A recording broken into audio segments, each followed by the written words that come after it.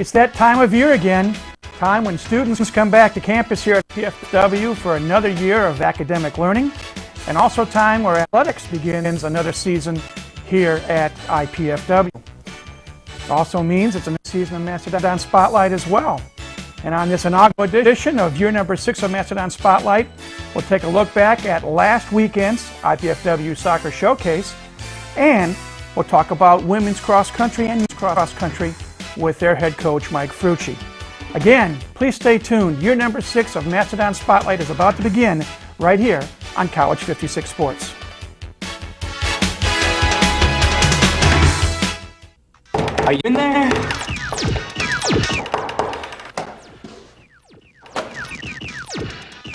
What's up? The show's at 7.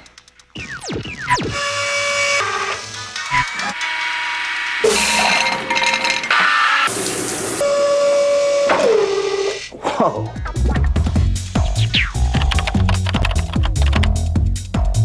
Indiana University, Purdue University, Fort Wayne. One university, two great names.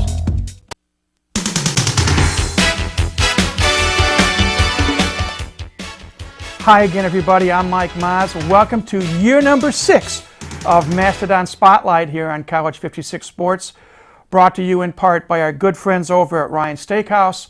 If you're hungry, stop by, see David Kennedy and his staff. They'll be happy to serve you. Ryan Steakhouse, proud supporters of IPFW Athletics, located on North Clinton Street across from Scott's Foods. Well, as I said a moment ago, it's that time again, time for another academic year here at IPFW. Some new and exciting things happening, such as dormitories, and first time for dormitories here at IPFW.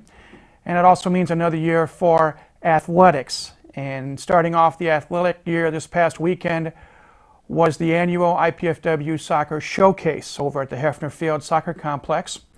5th showcase for men, 4th showcase for women. And last Friday, Saturday, and Sunday, the weather cooperated. Thousands of fans came out, and I think approximately something in the area of 12,000 fans over the 3 days came out to see collegiate matches, and that doesn't count the number of fans who attended high school matches and the Citadel Jamboree for youth soccer. But a good weekend was had by all, and as is our custom, we want to review what took place on the collegiate front. And we'll start off with the matches that took place on Friday night. There were 4 collegiate matches that took place on Friday night. First off, a women's match featuring the Hoosiers of Indiana University and the Kentucky Wildcats.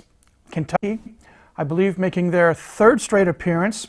The Wildcats are coached by Warren Litka, who, as some of you may know, is a former goalie when the Fort Wayne Flames were in existence several years ago.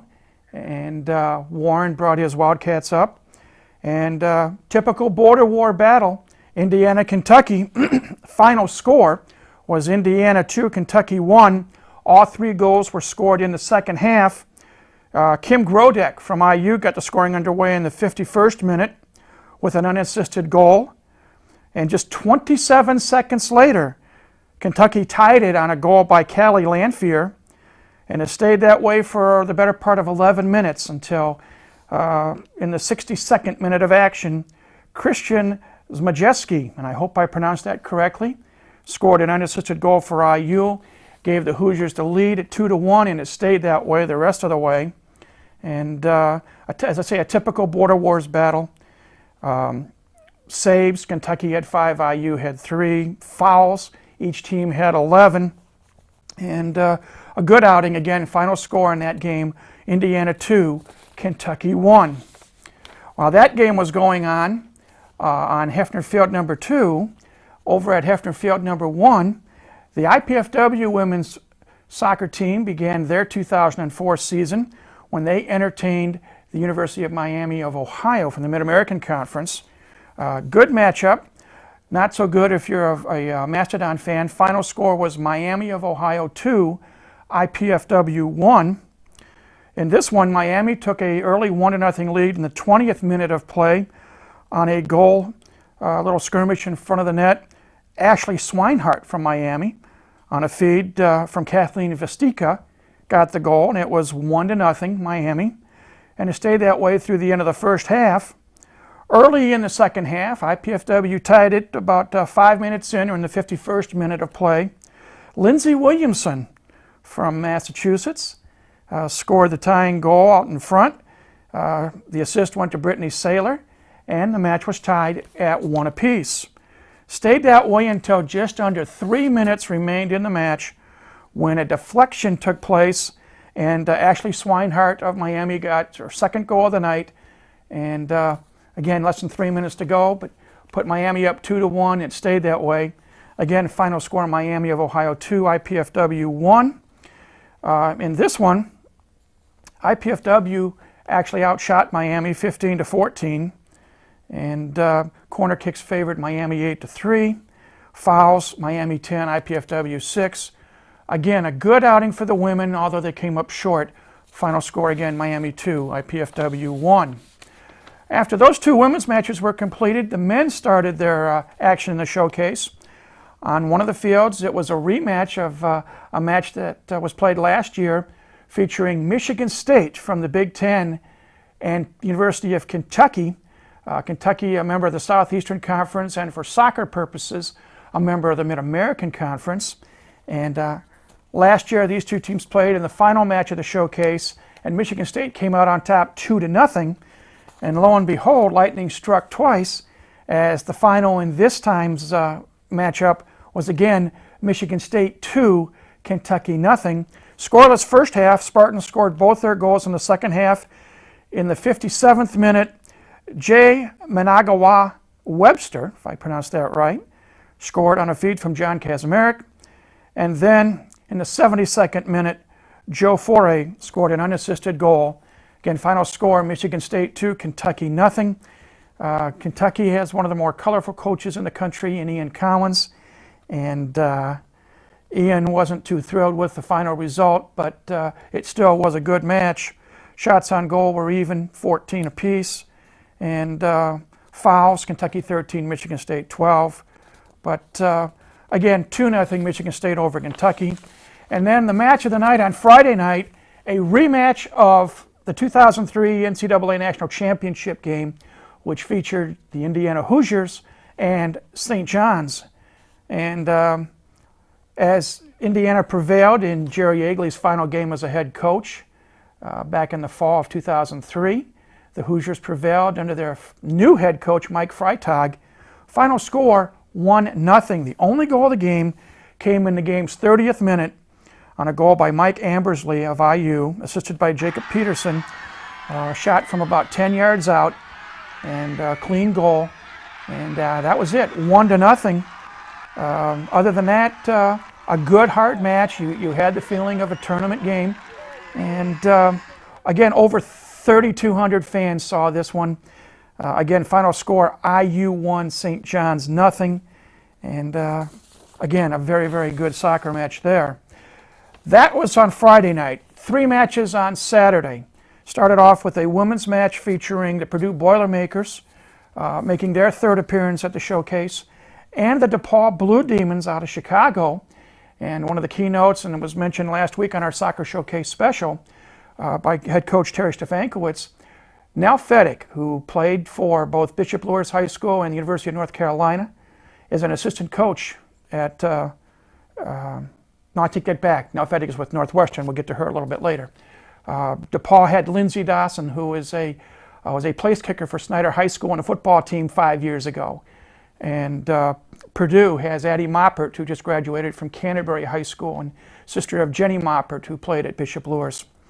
But this game ended up in a 2-2 draw, both teams scoring both their goals in the second half.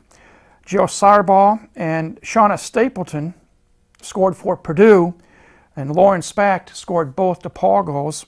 And all 4 goals came in a span of less than 4 minutes. So again, 2-2 tie, DePaul and Purdue on the women's side. Then another women's match, Kentucky and Northwestern. And again, I apologize getting all my facts mixed up in my head, as I'm prone to do. Nell Fettig, who played at Bishop Luers in North Carolina, is an assistant coach at Northwestern. They played Kentucky's women, and Northwestern came out on top in this match by a score of 3-1. Ashley Garman and Tabitha Lowy scored the first 2 goals of the match for Northwestern. Then Ali Heusler scored for Kentucky to make it 2-1. And with just over a minute to go in the match, Kelly Sikowski scored again for Northwestern to finish the scoring. Again, final score, Northwestern 3, Kentucky 1. And then the feature match on Saturday night, a men's match featuring defending national champion Indiana against IPFW. And again, great crowds, over 6,100 fans here in attendance. IU, IPFW, second time these two teams have met in the showcase. Final score, IU 2, IPFW nothing. Both goals scored by IU in the 13th minute. Hoosiers got on top on a goal by Josh Tudela, assisted by Brian Plotkin. And it stayed that way until the 85th minute when Josh Ryer scored on a feed from Greg Badger. And again, 2-0 final score. Shots in the game, IU 13, IPFW 9. And fouls, IU 17, IPFW 14. IPFW played well, considering they're playing the defending national champions, top-ranked Indiana. Final score, 2-0. And then, collegiately, the tournament finished on Sunday with a pair of men's matches. One of the matches featured Kentucky and St. John's. And St. John's came out on top in this match by a score of 2-1. Matt Gronwald scored both goals for St. John's. He put St. John's on top in the 19th minute on a feed from Ryan Kelly, and Jamal Shaitwi, and I hope I pronounced that right, tied it up for Kentucky in the 39th minute, and it stayed that way through the end of the first half, 1-1. But early in the second half, in the 48th minute, Matt Gronwald scored again on a feed from Jason Landers, and that was it. Final score, St. John's 2, Kentucky 1. Not many shots in this ball game, a defensive type of game, 9-7 in shots favoring Kentucky. But all in all, a pretty good match. Again, 2-1, St. John's over Kentucky. And then the final match of the showcase featured Michigan State and IUPUI. Jaguars making their first appearance in the tournament. And they came out on top, 2-1, victors over the Spartans. Adrian Conrad scored first for IPFW, an unassisted goal in the 60th minute of play. Steve Doster of Michigan State tied it in the 81st minute, only to see Michael Bodich score the game winner with less than 8 minutes to play. Again, final score in this one, IUPUI 2, Michigan State 1. And that doesn't include a number of high school games and the Citadel Jamboree, but all in all, a great time was had by all. And kudos for all the teams for participating and for all the fans for coming out and supporting soccer at the junior, high school, and collegiate level. Well, that's the 2004 IPFW Soccer Showcase in review.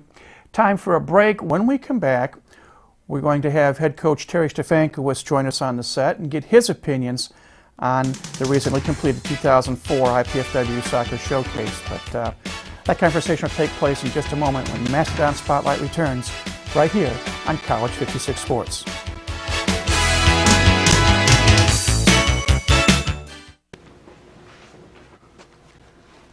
Hi. I was wondering if you wanted to go out or something, if you had time. I can tell by your excitable behavior and verbal faux pas that you have generalized anxiety with paranoid tendencies. It would never work. Okay, thanks.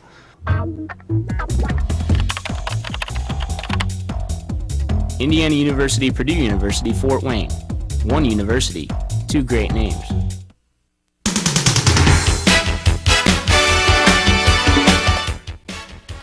With us now to give his input on the 5th annual IPFW Soccer Showcase is the head coach for IPFW Men's and Women's Soccer, Terry Stefankiewicz. An interesting weekend, Terry. Better than interesting. It was an outstanding weekend. Just terrific. Was it what you imagined when you put this together last fall? Well, you don't really know what to expect. You have high-level competition coming in. You want the weather to be good, and we were really pounded by rain for 3 days. We knew it would be a good tournament, but we had no idea that the people from Fort Wayne would turn out like they did to watch IPFW play. That's probably the most satisfying thing. What we want to do now, you had mentioned last week on our showcase special that Jerry Yeagley, your mentor, was coming back, and it's kind of weird not to see him on the sidelines. But he had agreed to speak to your women's team, and you chose to have him speak after the completion of your game against Miami of Ohio.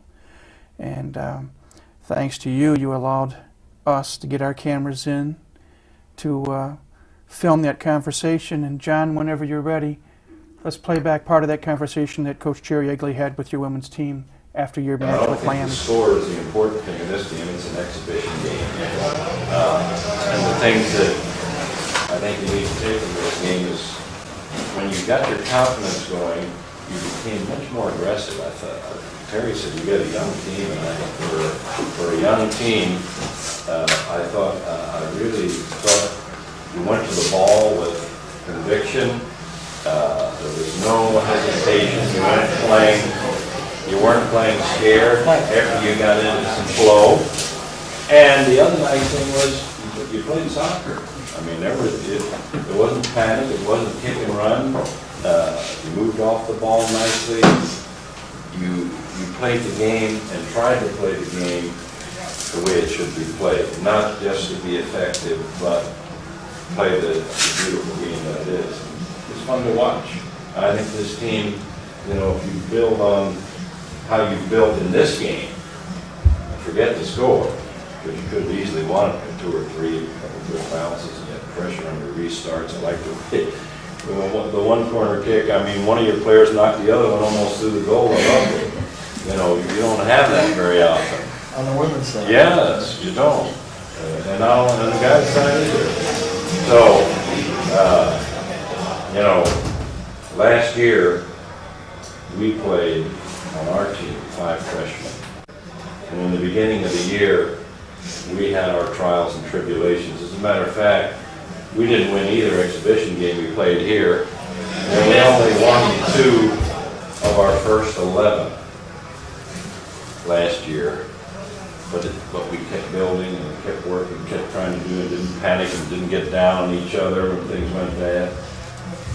And you know what happened? We got on a roll, won a national championship. So I'm not saying that is going to happen with you. But the main thing is that you're going to be a good team. I feel you have the makings of a good competitive team, and you also seem to like to play together. I didn't hear any or see any negative type gestures among the players, or you can't hear everything, but it seemed like we were building each other up, and when mistakes were made, heads didn't go down, and those little things on the chemistry and teamwork mean an awful lot too. So good luck to you. I enjoyed watching it, and you're very fortunate to have this gentleman.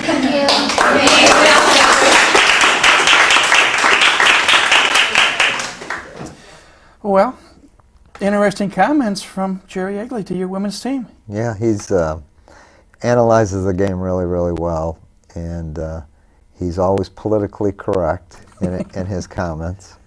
It made me feel good to have him there. 6,000 plus fans saw you Saturday night take on the Hoosiers, and though the score was 2-0 IU, your team accounted well. And looking back, I think I know what the answer is, but 2004 soccer showcase a success in every way you could think of? Yeah, we would have liked to have won. It's hard to believe. I mean, I'm saying that about playing Indiana University, national champions, but we outshot them 7-4 in the second half, and we hit the post. And the compliments we got from the IU staff and Jerry afterwards, we played a mirror image of them in terms of systems of play. We play 3-5-2 just like they do. And it was one of the most physical games. It was a war out there, and we didn't back down. And that's a credit to our young team. We have a very young team. We only had one senior play half the game, and a couple seniors played about 20 minutes. So it was an underclassmen-laden team, and they did very, very well.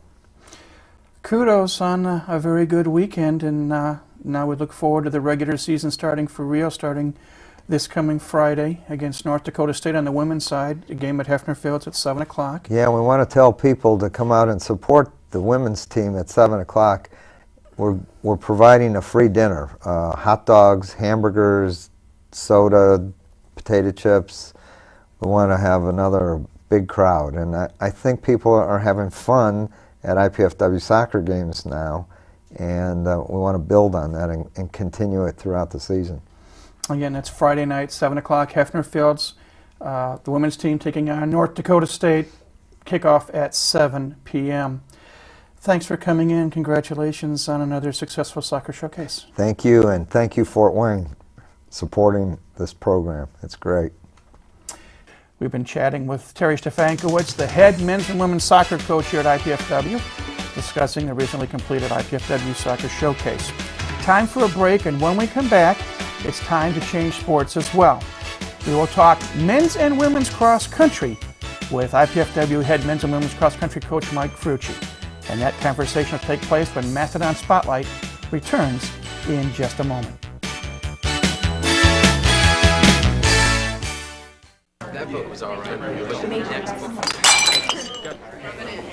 You know, if she continues to spill product at a rate of 3 per hour, unit cost, say 60 cents. Factor in breakage, downtime, lost sales, you're looking at $2,400 a month.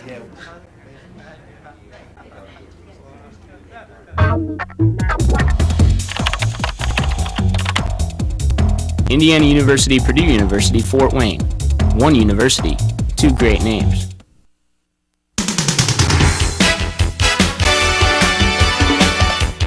Welcome back to year number 6 of Mastodon Spotlight.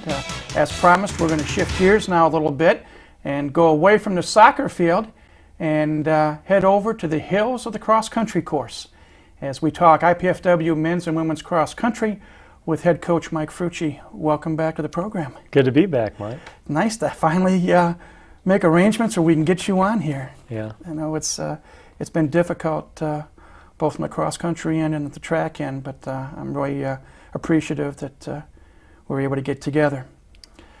Cross-country 2004, IPFW, let's talk about it a little bit. It's going to be an exciting year for us.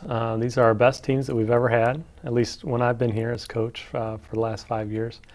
We have all of our men back from last year's team and most of our women back, and we've added some talent on both sides, so with a couple newcomers. So we expect a lot of great things this year. Let's talk first about the men's team, and before we talk about the names, let's talk a little bit, and I know we've briefly talked about it last year. The men run a different distance than the women do, and let's talk about that a little bit briefly. Then we'll talk about the roster. Okay, yeah, the men run 8K for most of the year, and then at the NCAA regionals it's 10K. And I've actually added a meet this year where we're going down to the University of Arkansas for the Chili Pepper Cross Country Festival, and that will incorporate a 10K, which will give the men a 10K race before the regional, which I thought would help us out in our regional performance. But the women will race 5K all year, most of the year, and then at the regional, NCAA regional, they will race the 6K. So it gets a little more demanding at the regionals, but they really want to get separation among the very best runners, and so increasing the race distance accomplishes that goal. Well, now that we got the distances figured out, let's talk about the rosters and start with the men's roster.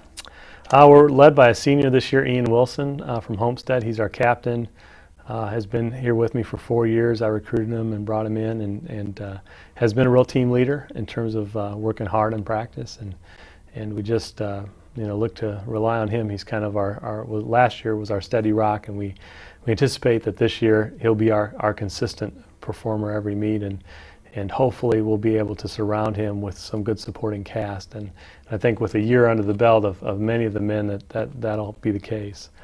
We also have Brandon Reichert, who is back, who is a junior in eligibility. We have Cody Brown, who was down with pneumonia last year, is our school record holder in the 8K. So Cody is back running with us again. Chris Brown, who was medical redshirt last year.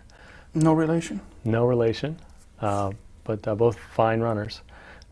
We have Mike Ridenauer from Fort Wayne Northrop, who will be a sophomore this year, who came in and won our time trial at camp last week. So we've got a lot of good runners, and we just hope that we can pull it together where the majority of the kids run well on race day. And last year we had a little inconsistency. We'd have great performances from everybody, but just never could pull it all together on the same day. So hoping for better things along those lines. Okay, that's the guys. Now let's talk a little bit about the women and the makeup of the women's team. It's an exciting time for the women. We won 22 Division I victories last year, and anticipate that our team goal is 30 this year, and we anticipate that we can do that. We're being led again by our record holder, Ashley Ritchie, who was a freshman last year from Leo High School. We have supporting her the Simpson twins from Fort Wayne Northrop. And then we've brought in a freshman from DeKalb High School, Valerie Hardesty, a very fine runner. And so we've got really four really good runners up front, and it's just now a matter of supporting those four, because in cross country we score 5. So it's just a matter of one of the other girls stepping up and being in that spot. But definitely much deeper than we've ever been. Probably look at our 5th runner being either Jessica Thomas, who's a freshman from Leo, or possibly Amber Kozowski, who was with us last year. So it's just a great outlook. Both teams are going to be there at their best, and it's going to be a fun year to coach. Let's talk a little bit about the sport itself. For those viewers that really don't understand what cross country is, number one, it is running. But it's not a flat running like you run around a circular track. You get different types of courses. Sometimes you use golf courses, sometimes, other setups. But talk about the makeup of a cross-country course, and then we'll talk a little bit about some of the practice techniques and then the scoring techniques that you use in cross-country. Yeah, it's cross-country is racing on grass, and it's generally a more demanding type of course. It's not flat, like you said. Oftentimes it has hills and turns and sometimes trails and woods and lots of different undulating kind of terrain, and it keeps you really mentally fresh. It's not like the track. It's something different. Most endurance athletes, they love cross country. They also enjoy track, but cross country is special. It really is a team environment where everybody's doing the same thing, and your first 5 in, give your scoring, and you're counting on everybody else to do their part. It's just a great sport, and it's hard for some people who don't understand, how do you get out there as a guy, and how do you get out there and race 5 miles hard and enjoy it? But when you're in it, you love it, and those bonds that you build with your teammates are friendships that last forever. So it's a great sport. You mentioned 5K for the women and going up to 8K or whatever for the men. What's a typical practice like for both the men and the women? It kind of depends on what time of year we're at, Mike. Like right now, when we're in a heavy training time, last night we ran to Franke Park, about 10-mile run, fairly close to that, and we'll come back with something more relaxed today, and then come back with some interval work on Wednesday, maybe a tempo run on Thursday. So an easy day on Friday generally, as we have meets on Saturdays, and then Sunday's their NCAA day off. But that's our typical schedule. We also do auxiliary training on top of that, so they're in the weight room a couple times a week. They're doing circuits 3 times a week. Just that little extra body conditioning that will help maybe give them a little extra edge. But the primary workout is our running workout, and the mileages are typically 6 to 12 miles. It just all kind of depends on what we're trying to get accomplished. We talked, and of course I had the benefit, I ran 2 years of cross country in high school decades ago. So I know a little bit, but that's back when cross country was only a 2-mile race, going way back when. But talk about the fact you mentioned you can have as many runners as you want run in a race, but the first 5 that finish count in the score. Talk about some of the strategies that your team tries to develop during the course of meets. Well, we try to obviously work together, and if if you're with another one of your teammates, then you're encouraging them. You're not waiting up for them. It's their responsibility to stay up with you. So there are some things we work on, and we work on strategy in terms of we don't want to waste our energies climbing hills. We want to get up hills in a relaxed way, and then we want to take advantage of down hills. We want to take advantage of going the shortest route on the course. We don't want to run turns wide. We have to be thinking runners out there and really efficient and saving our strength for the opportune moment to throw in a surge when it's really going to count. And so those are things that we talk about. And different courses, every course is different. And so the strategy for every course may change, and each runner's strengths are different. And so you really almost have to run courses, a few times before you get the best way for you as a runner to run that course. But I try to, I ran in college, and we try to relate some of those experiences to the kids, hoping that they'll take in some of that. And sometimes, you can talk about it and they can understand it, but until they experience it, it's something different. And so we learn some lessons along the way. But in the end, we kind of understand where we're trying to get to. Everything's building up to that regional meet. We know where the regional is going to be. This year it's at Eastern Michigan, Ypsilanti. And so, everything is building up to that. And so the year is about experimenting a little bit with how we run races and how fast we can go out and not, fatigue ourselves greatly, and how we can maximize our effort over the race distance. And hopefully throughout the year, through the first 7 meets, we're doing that. We're doing a lot of trial and error so that when regionals comes and everything's on the line, that we're at our very best. And so that's what we're working for. In the old days, and I can say that because I'm old, just ask anybody, there were different types of runners in the sense that some runners, their mentality was to get out in front, go hard early, and basically try to mentally wear down your opponent and hope you have enough gas in the tank to finish the race. And then there were others that didn't like to start out very hard, very strong, but they came back with a kick. And then there was a third type that tried to run what I call even splits. As a coach, what would you like your runners to try to do? That's a good question. Even splits is the most efficiently way you can run, and that is, that from a scientific viewpoint, that's the best way to run. Realistically, does that happen? No. And what I try to encourage the kids to do is to get used to going out hard. Get used to going out hard, because when you get to the regional meet, everybody's going out hard. And so if you're not used to that, and you try to do it at the regional meet, you shock your body, and it's not used to that. So we have to get used to that, going out at least with the front part of the field, not leading the field necessarily, but get our legs and our bodies used to getting out decently, because that's what's going to happen at the regional meet.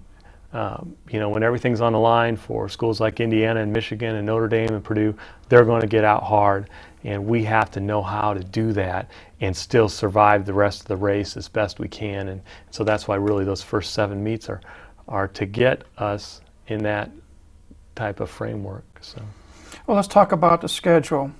The first meet, according to our sports information department, is going to be Friday, September 3rd, down in Indianapolis at the Butler Open.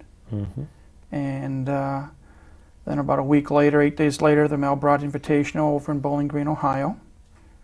On September 17th, in Terre Haute, Big Little State meet. Yeah, Indiana Intercollegiates. Okay. So all those schools in Indiana are invited to that one. And then on Saturday, the 25th of September, the Ohio Invitational at Athens, Ohio. Then in October, you start out at the Notre Dame Invitational in South Bend on the 1st. Then on the 9th of October, you go to Carbondale, Illinois, Southern Illinois University for the Saluki Invitational. And then, as you mentioned, on the 16th of October, you go down to Fayetteville, Arkansas, where they talk a little different language sometimes, and the Chili Pepper Invite. And all those lead up to the Great Lake Regional up in Ypsilanti, Michigan on November 13th. In the last couple of minutes we have in this segment, talk about what you hope that your teams can accomplish heading up to the regional in Ipsy? Well, hopefully, we grow as a team. We start to find out where our potential is and start to exercise that potential and run some good times so that we can be confident coming into the regionals that we can, the girls can go for a top 20 finish and the guys can go for a top 25 finish and that we have that confidence. Really confidence in racing is not, it really begets itself. So as you race well, then you have confidence that you'll continue to race well. If you practice well, you'll have confidence in meets that you can race well. And so what I'm hoping is that we'll have that confidence throughout from our season. And I think I've put together a challenging meet schedule that really gives us a really great opportunity to stretch ourselves, to really push our envelopes individually and as a team, and to really hopefully develop and have confidence going into that regional meet that we're battle tested, we've worked hard, we've had great practices, we've had great meets, and now it's all a matter of everything's on the line, let's put it all together, let's cap off our season and be the best team ever that's been at IPFW, and I think we can get that accomplished with that schedule and with the kids that we have. So. We wish you and the team success this fall. Again, I appreciate you able to get in here for our little interview, and again, good luck this coming fall with both your teams. Yeah, thanks, Mike. It's always good to come visit. So. We've been chatting with Mike Frucci, the head coach for both men's and women's cross country here at IPFW.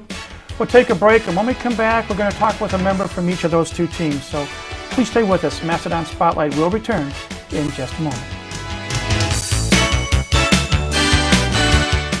Mom, Dad, you know we love kids, and I've made a decision that will totally change my life. Cameron's too. It's a huge responsibility, leading someone into, who knows, communication or science or math. That's what life's all about, right? Learning so you can pass on knowledge to younger minds. Dad, Mom, I want to be a teacher.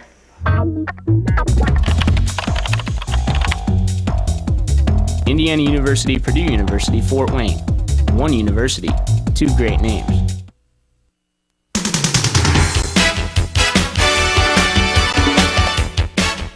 Welcome back to Mastodon Spotlight. Time now for one of my favorite parts of this program over the past, now going on 6 years, a chance to speak with student athletes here at the university.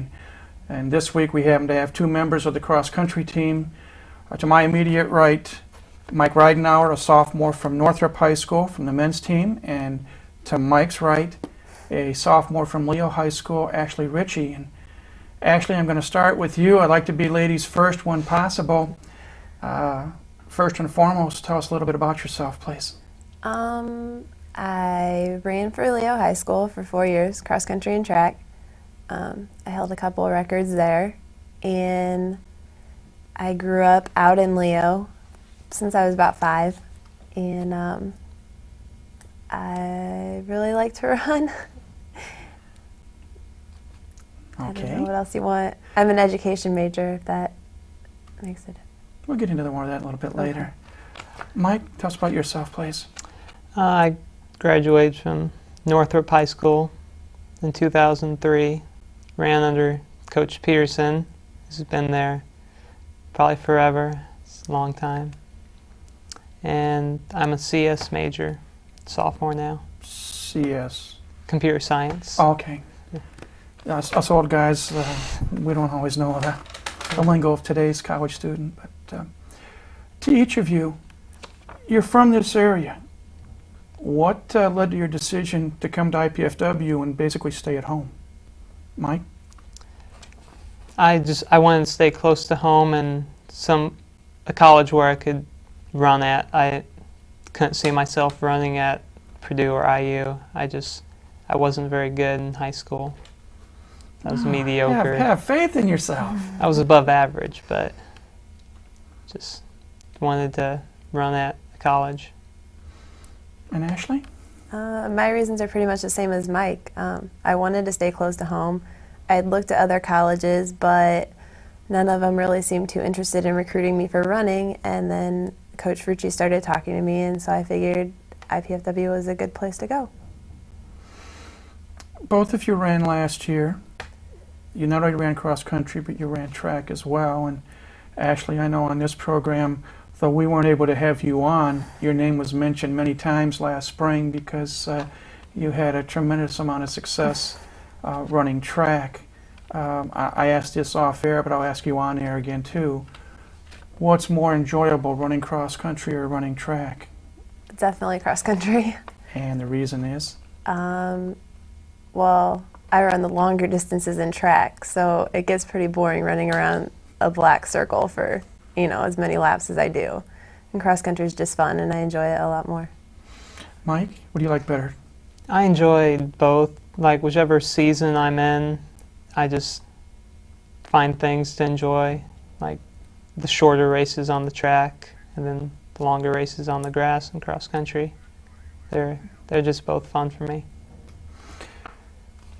We talked with Coach Frucci in the last segment about how cross country is a team sport, but yet it's also an individual sport because you're running against the clock, you're running against the other teams. Let's talk a little bit, if we can, about your preparation in running cross country.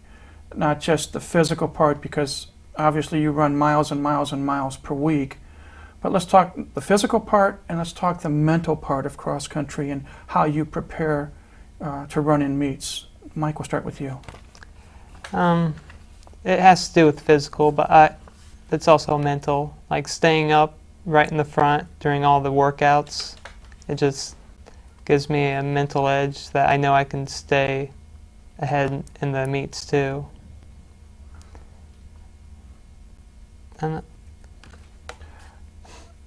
Well, I agree with Mike again. I do like being out and practicing hard because then I feel like I'm ready for a meet. But also, at meets, it's just about, going out and trying to stay up front as much as possible and not letting yourself, when you get tired, you start to, let yourself down and you're like, oh, I can slow down. And it's a mental thing to tell yourself you can't slow down even though you're tired. So it's one of those things that I kind of have to work through, and I'm working through. Let's talk about a typical race. Doesn't matter which meet it is. Obviously, you put in a lot of preparation beforehand. Most of your meets, as Coach said, are either on Fridays or Saturdays.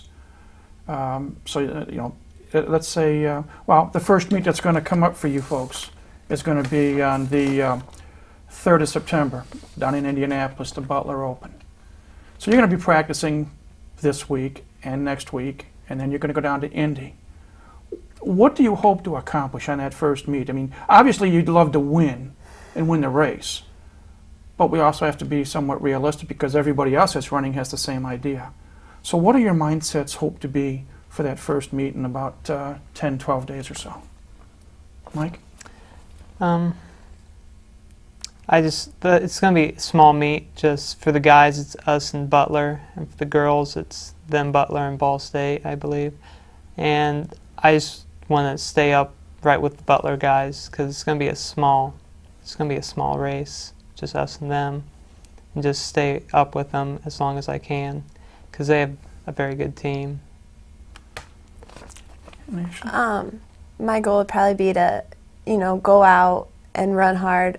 For me, it's kind of going to be one of those, I want to test myself and push myself to see exactly where I'm at. Because when you're doing your summer running, you're just running. You're not really competing. And there's a difference when you're competing. So I kind of want to go out and see where I'm at. Hopefully my time, I'll get, have a good time and stuff.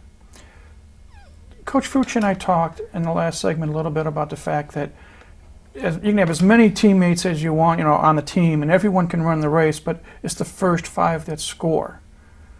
Are there any tendencies where you, instead of thinking yourself about just running yourself, that you want to run with a teammate, like in a block form?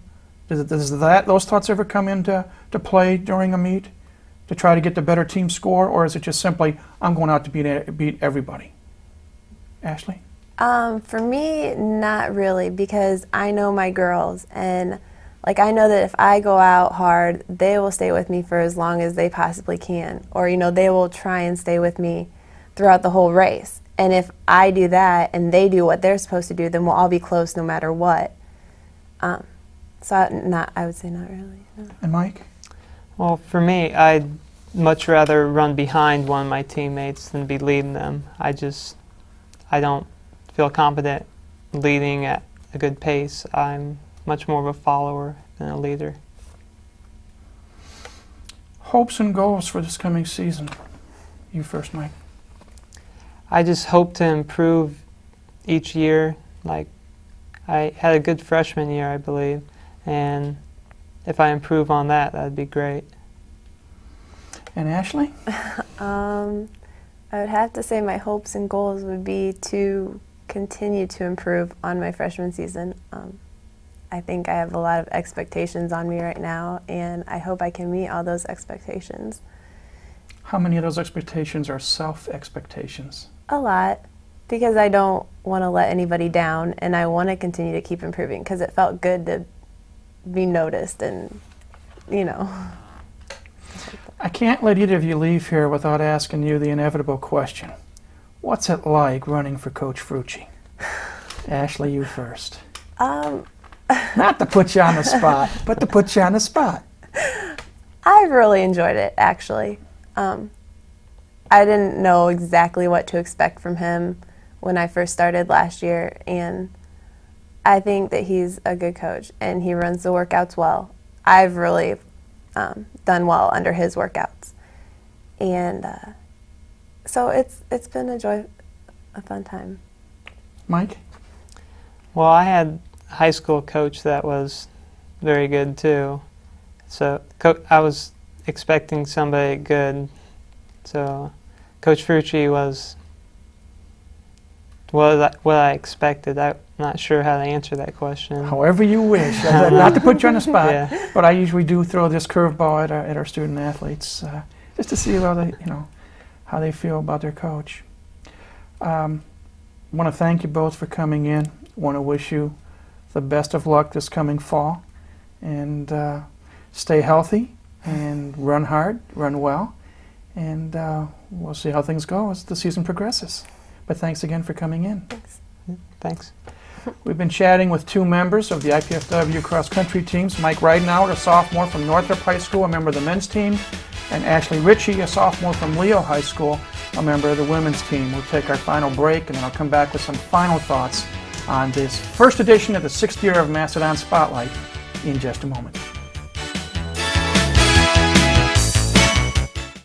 Do you have everything you need? Paper, pencils? We only ask that you do your best. I made you a snack.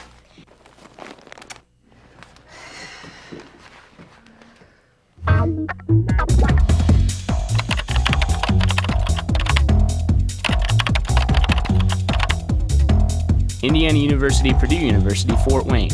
One university, two great names.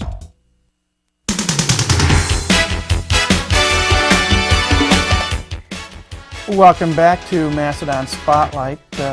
Want to thank our guests, head coach Terry Stefankiewicz talking about the showcase, head coach Mike Frucci talking about cross country, and the two runners that he brought with him, sophomore Mike Ridenauer from Northrop High School and sophomore Allison Ritchie from Leo High School. We appreciate them coming on the program.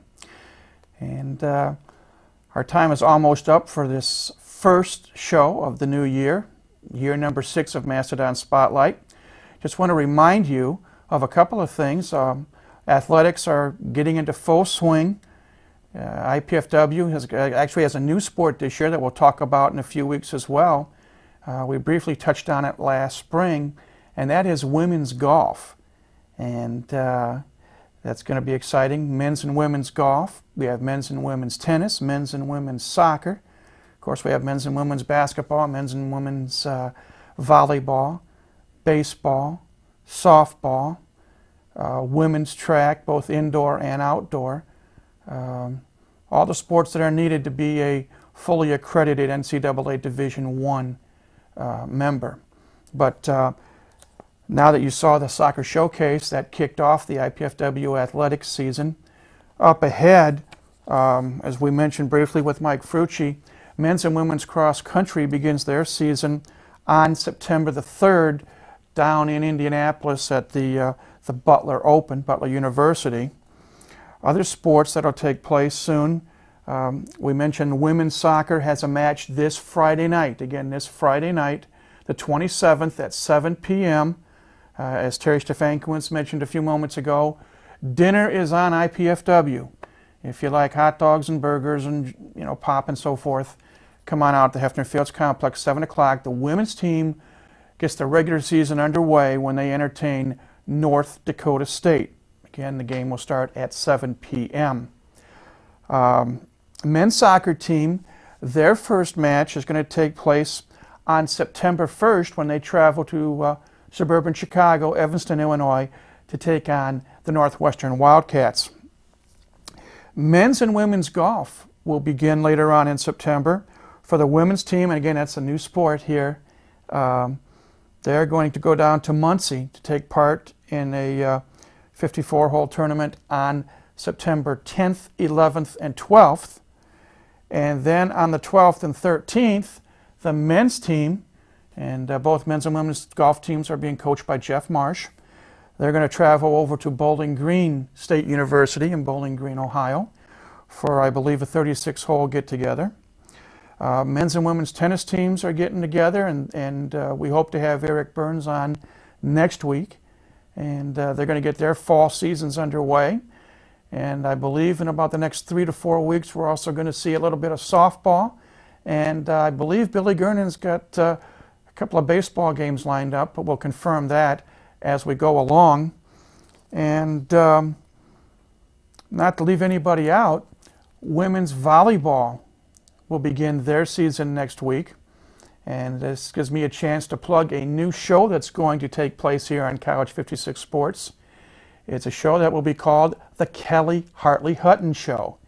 And starting next week, Kelly will be alongside with us for 12 weeks to discuss more in-depth IPFW women's volleyball. Women's team had a great year last year. They finished with a record of 22-10, and that included a 12-match winning streak. They came in second in the National Independent Tournament. They lost to Northern Colorado, a team that only lost 2 matches all year. I think they were either 32-2 or 34-2. And so IPFW, a lot of players coming back. The squad only lost 3 members. So we're going to have Kelly on next week. So I want you to tune in. If I understand the schedule correctly, Mastodon Spotlight will be seen 8 o'clock next Wednesday, 5 o'clock on Friday, and 12 noon on Saturdays. And Kelly's show, the Kelly Hartley Hutton Show, will follow us at 8:30 on Wednesday, 5:30 on Friday, and 12:30 on Saturday. So three chances to see both Mastodon Spotlight and the Kelly Hartley Hutton Show here on College 56 Sports. Well, again, that's about it for show number 1 of year number 6 of Mastodon Spotlight. Again, we thank our coaches and we thank our student athletes for their coming on board, and we thank you for tuning in to see what's going on with IPFW athletics. We think it's going to be an exciting year on the athletic front. We'll be here at College 56 to tell you all about it over the next weeks and months. But that's it for this edition. We invite you to come back next week for another edition of Mastodon Spotlight, as well as a debut of the Kelly Hartley Hutton Show. And until then, for everyone here at Channel 56 and for our sponsor, Ryan's Steakhouse, located on North Clinton Street across from Scott's Foods, this is Mike Maas saying, have a great week and go Dons.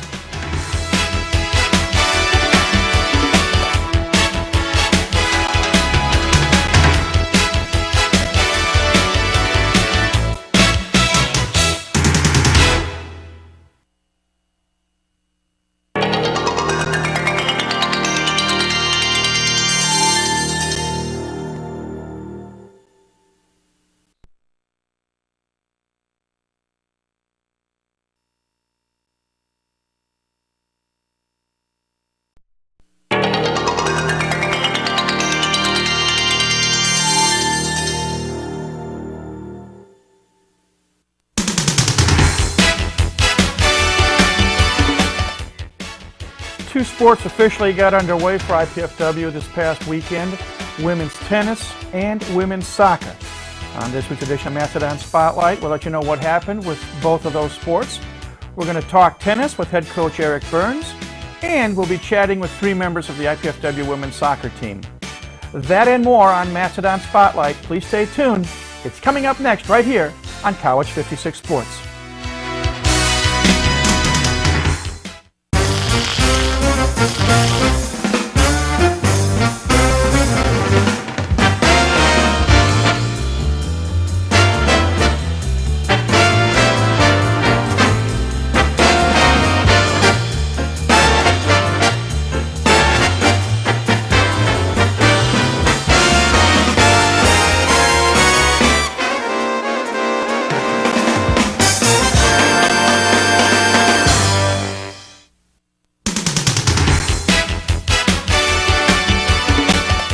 Hi again, everybody. I'm Mike Maz. Welcome to another edition of Mastodon Spotlight, brought to you in part by our good friends at Ryan Steakhouse.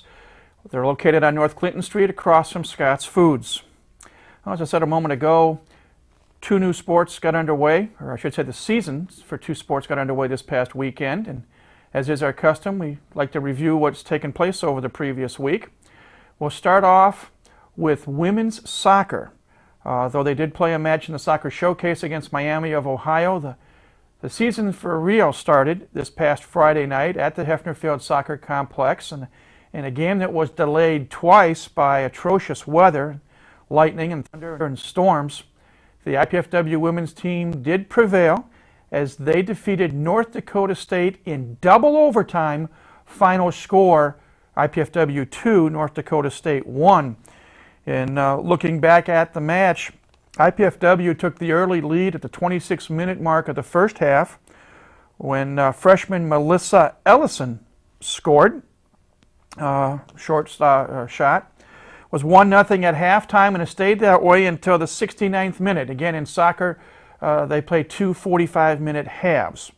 And in the 69th minute, North Dakota State did tie the game at 1.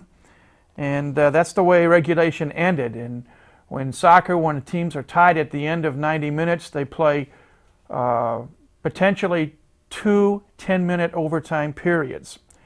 And in the first overtime period, North Dakota State had a chance, but sophomore goalkeeper Tamika Bailey made a nice stop to keep the game alive. And they went into the second 10-minute overtime period, and with roughly 2.5 minutes left, Melissa Ellison scored her second goal of the night, the game winner, on a rebound shot to give IPFW the win. And again, the Mastodons start out with a season opening win, 2-1, double overtime win over North Dakota State. Then on Saturday, the women's tennis team got their season underway as they traveled down to Indianapolis to take on the perennial NCAA Division II power, University of Indianapolis. And unfortunately, the Dons came up on a short end of a 9-0 score. Well-contested matches in almost every place. There were 3 doubles matches, 6 singles matches. And unfortunately for IPFW, they lost them all. Final score was University of Indianapolis 9, IPFW nothing. A little bit later on, we're going to talk a little bit more in detail about this match and preview the upcoming season for both men's and women's tennis with head coach Eric Burns. But right now, we're going to take a break. And when we come back, we're going to sit down and chat with 3 members, not 1, not 2, but 3 members of the IPFW women's soccer team. And that conversation will take place when Mastodon Spotlight continues in just a moment.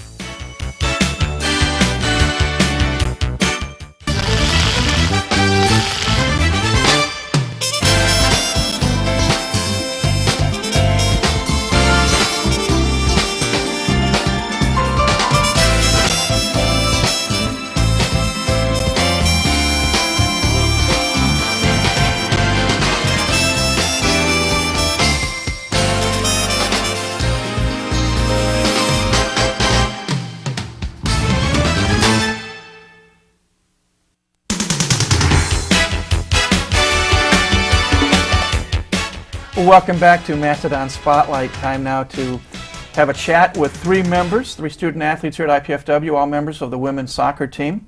To my immediate right is freshman Jenny Thornton from South Bend St. Joseph High School. To Jenny's right, Tamika Bailey, a sophomore from South Bend John Adams High School. And at Tamika's right is sophomore Nicole Halls, who is from Chesterton High School up in Northwest Indiana. Ladies, all three of you, welcome to Mastodon Spotlight. Thanks. Jenny, we'll start with you. Tell us a little bit about yourself, please. I'm a freshman, as you said, and I play midfield and forward and defense wherever they need me, pretty much. Where'd you play in high school, position-wise? Midfield, mostly. Okay. Tamika? Hi. I'm a sophomore, as you already said, and I play keeper. I'd like to play forward. I'm just kidding, Coach. Just joking around. No, I played keeper for John Adams for 4 years, and it's a lot of fun. Do you want us to tell about our business, our study? We'll get to time? that a little bit later. All right. Nicole? Hi, I'm a sophomore as well, and I've always played outside mid normally. I went inside a little bit, but this year Coach changed formation, and I'm in the middle now, so a little adjustment. Question I'll ask each of you, what led you to come to Fort Wayne to play collegiately here at IPFW? Nicole, we'll start with you. I don't know, I really wanted to go somewhere warm, but that was the biggest thing. But no, my parents are here, and I love my parents, and I love their support. And Coach is a good guy, so is Harper, and I don't think I could go anywhere else and have what they give. Not to suck up or anything, but they're awesome, really. I'm not going to say a word. Tamika? Well, basically when I came to this campus, I'd visited Ball State and other D1 schools around Indiana, and when I came here, it just felt right. Coach showed me around Canterbury, and we did the campus tour, and once I got back in the car with my mom, I was like, this is it. This is the school I want to go to, and I want to try to play soccer here as well. And Jenny? Actually, about 3 or 4 years ago, I played for their club team, Coach's club team. I guest played for them, and so I sort of knew them. And then I wanted to go to Fort Wayne. I was looking at St. Francis, and I was looking at Manchester, just to look around. It's 2 hours away from home, so it's far away enough, but not too far. So, and then I wanted to play Division I. So, and I met Tamika and Nicole, and we decided to room together, and it's a lot of fun. So far it's working out okay? It's awesome. Definitely. One thing you mentioned off air, and I'll just try to see if you can expand on it a little bit. You played against each other in high school. Yes, we did. Talk about that briefly. I'm not sure I want to. I will. She's going to rip on us. It's okay, though. I love them to death. Go ahead. Okay, so we play them every year sometime in semifinals, or semi-state. Yeah. And every year we won. My team did. I scored on her in my senior year. I'm not going to say anything. It was a good goal, but I touched it. It was a goal. She got lucky. It was a beautiful shot. It was a beautiful Thank shot. you. I will give it that. It dipped at the last moment. You got lucky. It was a good shot. Purely planned. Jenny, your thoughts on playing against these two? You're a year behind. Well, last year St. Joe did make it to state finals. Yeah, and how many of my class graduated? See, she always tries to bring that back into play. She's like, when they beat us and they went on to semi-state, she's like, what players got injured? We had 7 girls, seniors, graduate. And then after that, all the teams we used to beat went to state. It doesn't mean anything to me. Can you believe this? Let's shift our gears to IPFW now for a moment. And I want to talk to both Tamika and Nicole, because you're sophomores. You both played some last year. Tamika, let me start with you first. You played some in the nets. A little bit. A little bit, but primarily Rachel Poore played in the goal. Talk about what it was like, the chances you did get to play, and what you were trying to accomplish from the sidelines watching Rachel play in the goal. Well, just seeing the game was a lot for me. I didn't really perform how I needed to last year in order to be prepared to even step on the field and play at D1 level. I don't know, my mind just wasn't there. I mentally was not ready to take that step into the net, and like my team knew it and my coach knew it. So it was probably best that I didn't really play that much. But when I did, it was a good experience for me to get some chances back there and to just see how this all works out and flows. And this year I prepared myself this summer and I'm ready. So. And Nicole, talk about what you accomplished last year and what it was like playing as a freshman. I think it's really different playing in college, like the level, like the practices even. Like we kick each other's butts in practice, you know, and in high school you never had that. Like you never were that aggressive, just in the games. And I don't know, like it's like the best feeling coming on and like stepping on the field. And I don't know, I don't want it to end. Real briefly, and we'll bring you back in a moment, Jenny, soccer showcase. Last year as freshmen, IPFW women's team defeated Central Michigan 2-0. First time in the showcase that the women had won a match.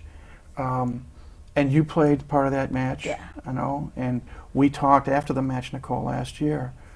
This year's in the showcase, you played a good match, you just came up a little bit short. Yeah. Now I'll ask all three of you, what was it like playing in this year's showcase? What were the feelings like? And it was kind of, I don't know, it was, I don't know. for you, it was your first time playing as a collegiate. Yes, it was exciting. We definitely had chances, and like the first 15 minutes, like we were just getting into it, and then like once we got playing, we played excellent, I thought. Have to ask you, we played a clip last week on Mastodon Spotlight following that match with Miami, and it was a match that you lost. Final score was 2-1. Retired IU coach Jerry Yeagley spoke to you in the makeshift locker room over at Hefner Fields afterwards. What was it like for you ladies to listen to a coaching legend? I think it was an honor, like to have his expertise, like to talk to us and give us input on what we could do or to become better. And it was actually, like, I think the best part of his speech that I liked was that he said the first, what was it, however many games they lost, and then they ended up winning the championship. Yeah. And granted, we're not even in a conference, so we're not going to win championship, but that was just like great inspiration. Like, you don't have to win every game to become great. You learn from them, you know what I mean? So. Tamika? It was just unreal. Like, just listening to him was something that, like, you can't comprehend at the time that you're doing it, but then afterwards, like, you take something away from that. And what Nicole said was, yeah, like, you don't have to win every game to be a champion. If you just work every day, little by little, you'll get there. You'll reach your goal. You followed that game up, and I know we don't have too much time, but we'll try to get what we can in here. The official season started Friday night, a game that was delayed by tremendous weather, but a successful opening, a double overtime, I believe it was 2-1 win over North Dakota State. You played 55 minutes in the in the net. Briefly talk about what Friday night's game was like. It was frustrating with the weather, but because we had to stop, and then like in between we had to keep like stretching and everything just to keep warmed up. And then when we went back in, like the ground was wet, so the balls were skipping a little bit. But like once we got into it, like they're very physical. But Bottom line, you came out with a W, though. Yes. What was it like playing in the goal? Well, I went in second half. Shannon, she started us off first half. I was kind of nervous for us because, like, the first 5 minutes, it didn't really seem, we were just, like, watching and standing and, I don't know, just getting toyed around with. But then, like, we finally kicked it into gear, like, probably I'd say the last 20 minutes of that first quarter. But then when I came in second quarter, I was ready and focused, a little bit nervous. So I know we were getting banged up a lot out there, and ref wasn't really calling everything, but he called some. So it was a challenging game, I'd say. Very, very physical. And Nicole, real briefly, your thoughts on the game? I agree with it being physical, like more physical than I think we've played in a while. Yeah. So just getting through that, being able to, you know, have your good touch when someone's nailing you from behind. So. But yeah, it's the point we came out with the win, so that's awesome. happy to send them home. Yep, send them home with a loss. That's right. Well, speaking of sending home, we're going to send you gals home now. We appreciate you taking some time to come and chat with us. We wish you luck this weekend. You're going to go to Northern Illinois on Friday, and then a week from Friday you come back home to take on Central Michigan. And I think they're going to be ready after what happened in the showcase last year. But good luck this coming year, and again, welcome aboard. Thank you. To IPFW, and perhaps we will chat later in the season. Thanks. Thank you. We've been chatting with 3 members of the IPFW women's soccer team: freshman Jenny Thornton out of South Bend St. Joseph High School, sophomore Tamika Bailey out of South Bend John Adams High School, and sophomore Nicole Halls out of Chesterton High School. We'll take a break and come back with more of Mastodon Spotlight in just a moment.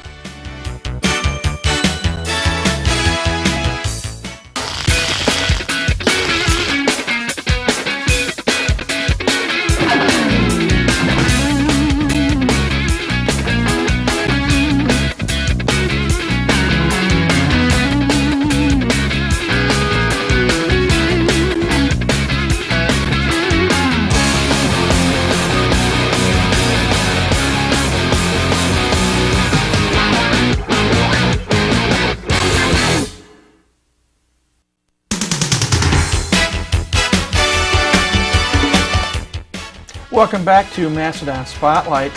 This past weekend, the IPFW women's tennis team began their season, and unfortunately they fell on the short end of a 9-0 score at the hands of the University of Indianapolis. To talk a little bit more about that match and to preview the upcoming season for both men and women's tennis, we have with us the head coach for IPFW men's and women's tennis, Eric Burns.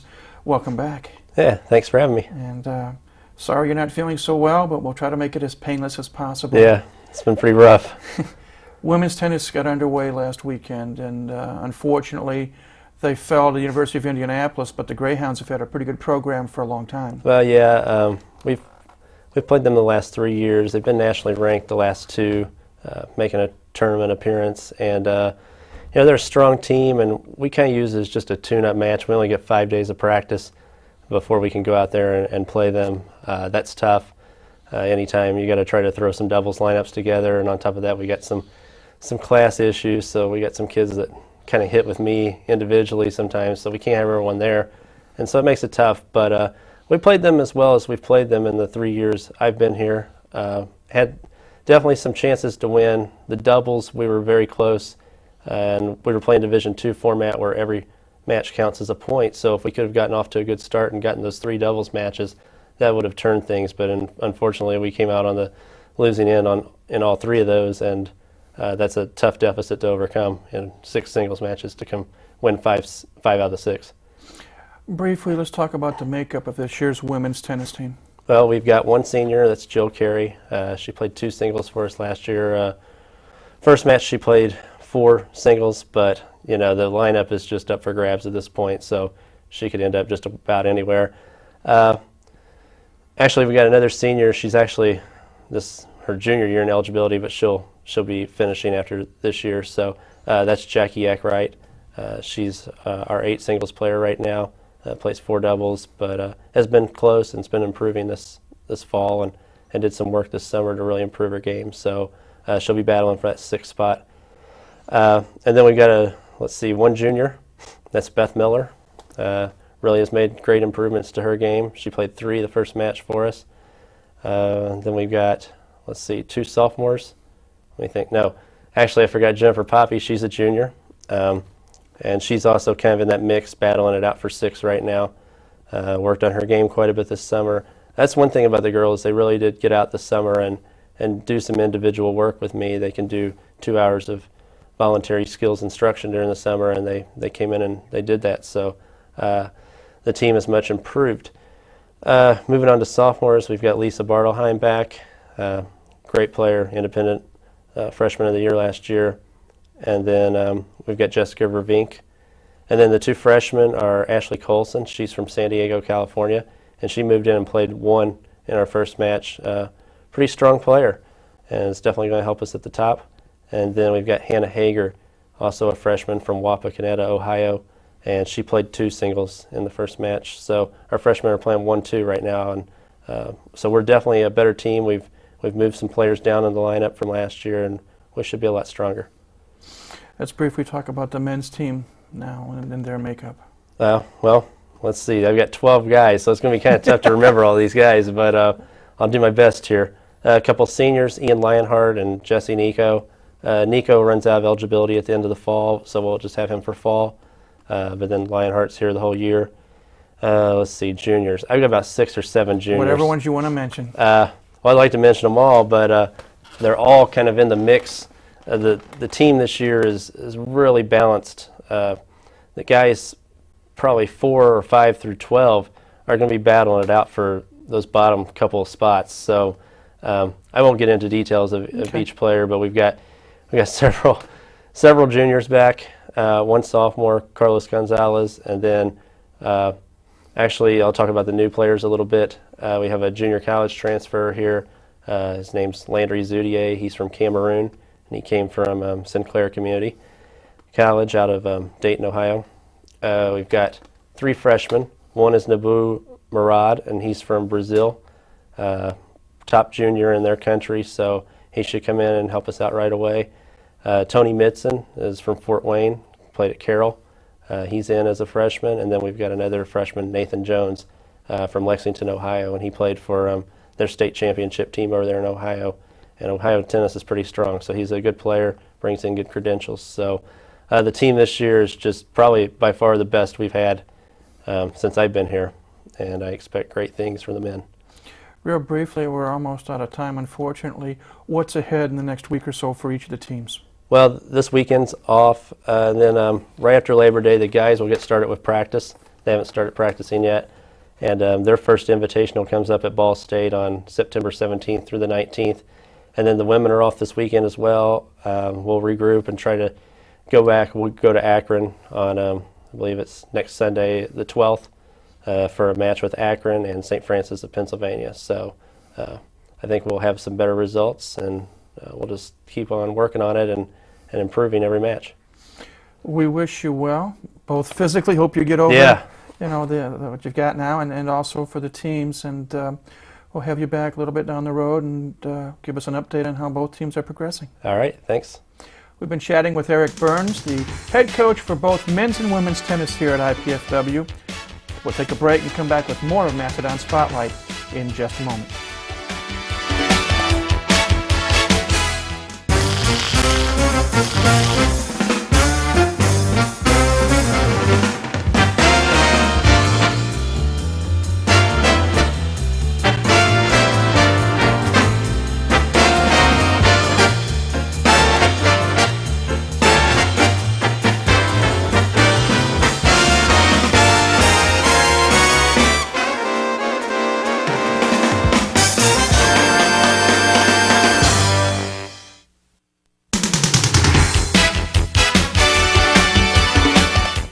Welcome back to Mastodon Spotlight. Hope you enjoyed our conversation with Eric Burns. Hope he gets to be feeling better, and we wish him and the tennis teams well this upcoming season.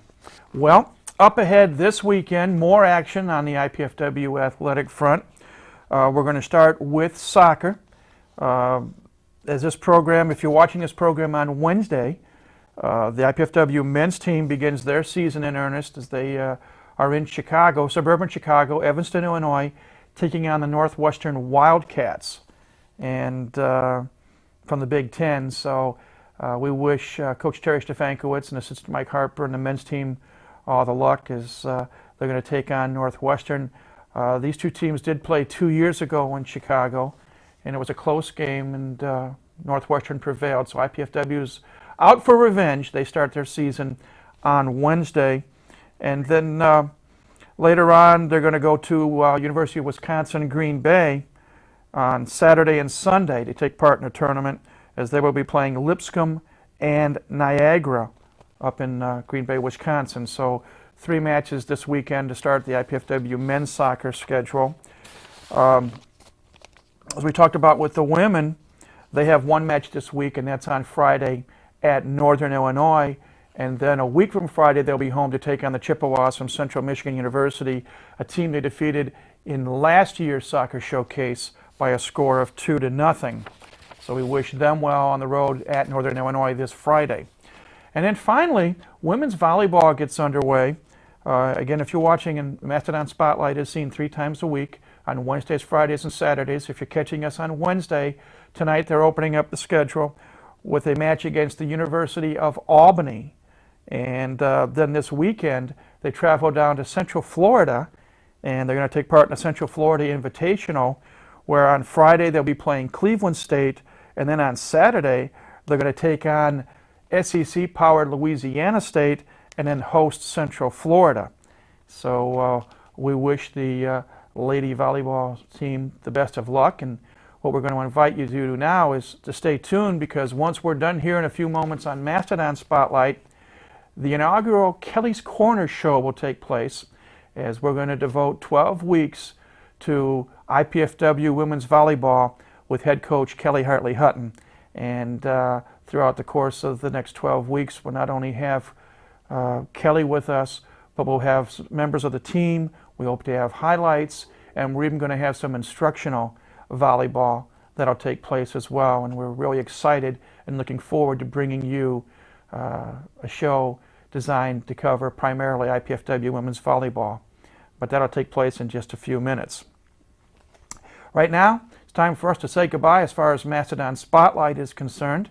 We appreciate you coming on board and finding out what's going on with IPFW athletics. We invite you to come back next week for another edition. And again, we invite you to stay tuned momentarily to watch Kelly's Corner.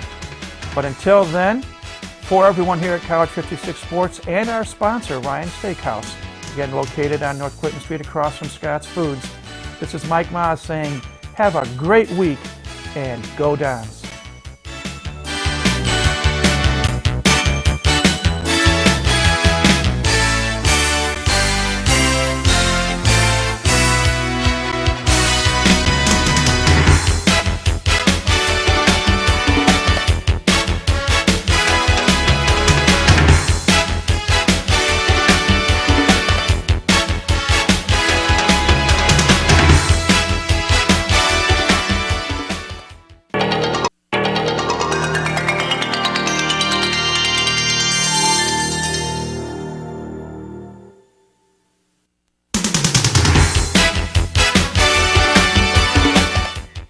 The fall athletic season is heating up here at IPFW. Last week, action took place in men's and women's cross country, men's and women's soccer, and women's volleyball. This week on Mastodon Spotlight, we'll talk about those results and have an in-depth chat with head men's and women's soccer coach Terry Stefankowitz. Please stay tuned. The 6th season of Mastodon Spotlight continues in just a moment, right here on College 56 Sports. Mom, Dad, you know we love kids, and I've made a decision that will totally change my life. Cameron's too. It's a huge responsibility, leading someone into, who knows, communication or science or math. That's what life's all about, right? Learning so you can pass on knowledge to younger minds.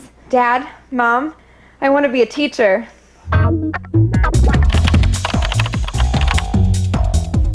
Indiana University, Purdue University, Fort Wayne. One university, 2 great names.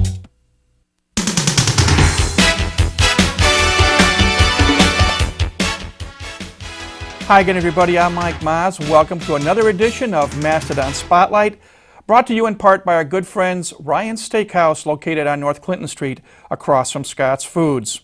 As I said a moment ago, things are starting to heat up on the athletic front as more and more fall sports are going into action. And as is our custom, let's do our weekly review of what took place last week here at IPFW. We start with women's volleyball. The season began last Wednesday night here at the Hilliard Gate Sports Center with a home match against the University of Albany. The Mastodons dropped the first game 30-26, but then rolled from there on out, winning game 2 by a score of 30-27, game 3 30-26, and then game 4 31-29. Fabiana Souza, the leader, with 23 kills and 16 digs.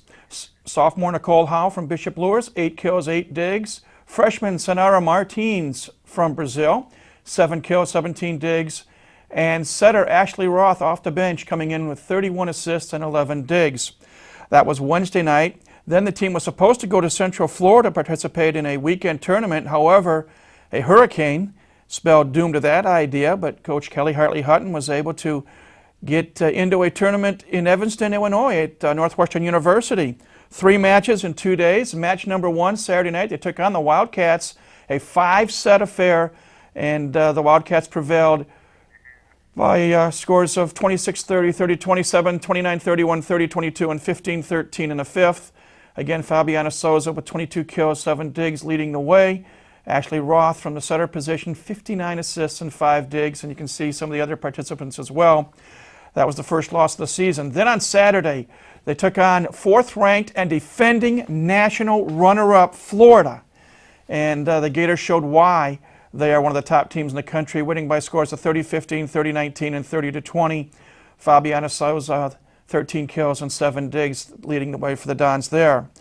Then after that match, they took on Bowling Green State. The results much better. Mastodons win 30-27, 30-24, and 30-27. Fabiana Souza, 22 kills and 7 digs. And you see some of the others. Again, Ashley Roth playing for an injured Lindy Bankowski, doing well at the setter position. That last win over Bowling Green State, the 100th victory here at IPFW for Coach Kelly Hartley-Hutton. Heading into action this coming weekend, Kelly has a record of 100 wins, 59 losses here at IPFW. Overall, in 10-plus years of coaching, she has a record of 237 and 126. Congratulations to Kelly Hartley-Hutton. Now, cross country began this week for men's and women's, the teams.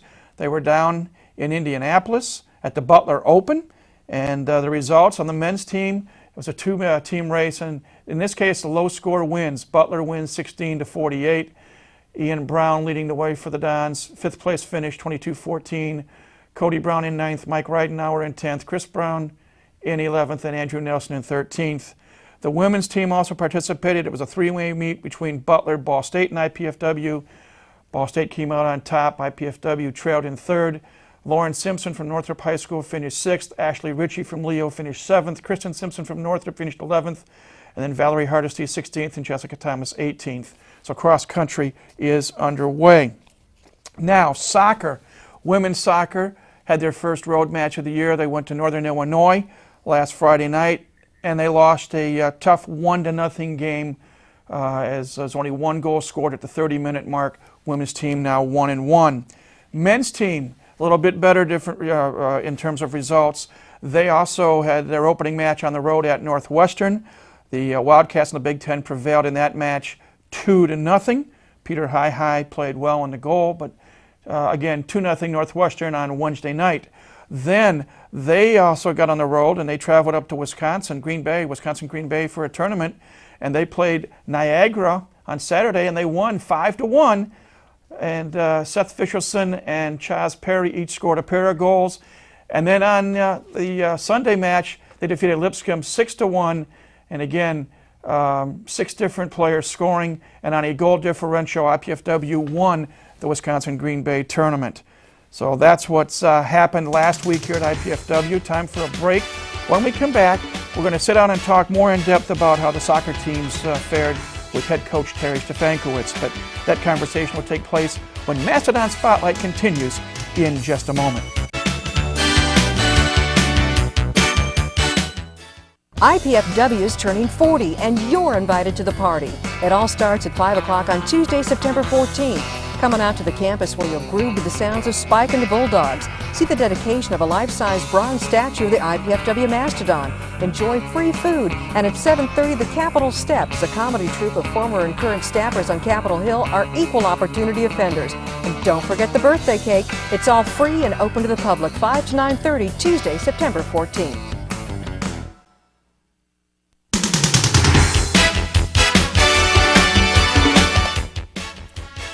Welcome back to Mastodon Spotlight. As we mentioned a little while ago, men's and women's soccer, both playing well. And we want to take some time now to talk more in depth about the soccer program. And he's a regular. I think he's going to ask for his union fees for appearing on the show. But we're happy to welcome back head soccer coach Terry Stefankowitz. And it was a pretty good week, all things considered, for both programs.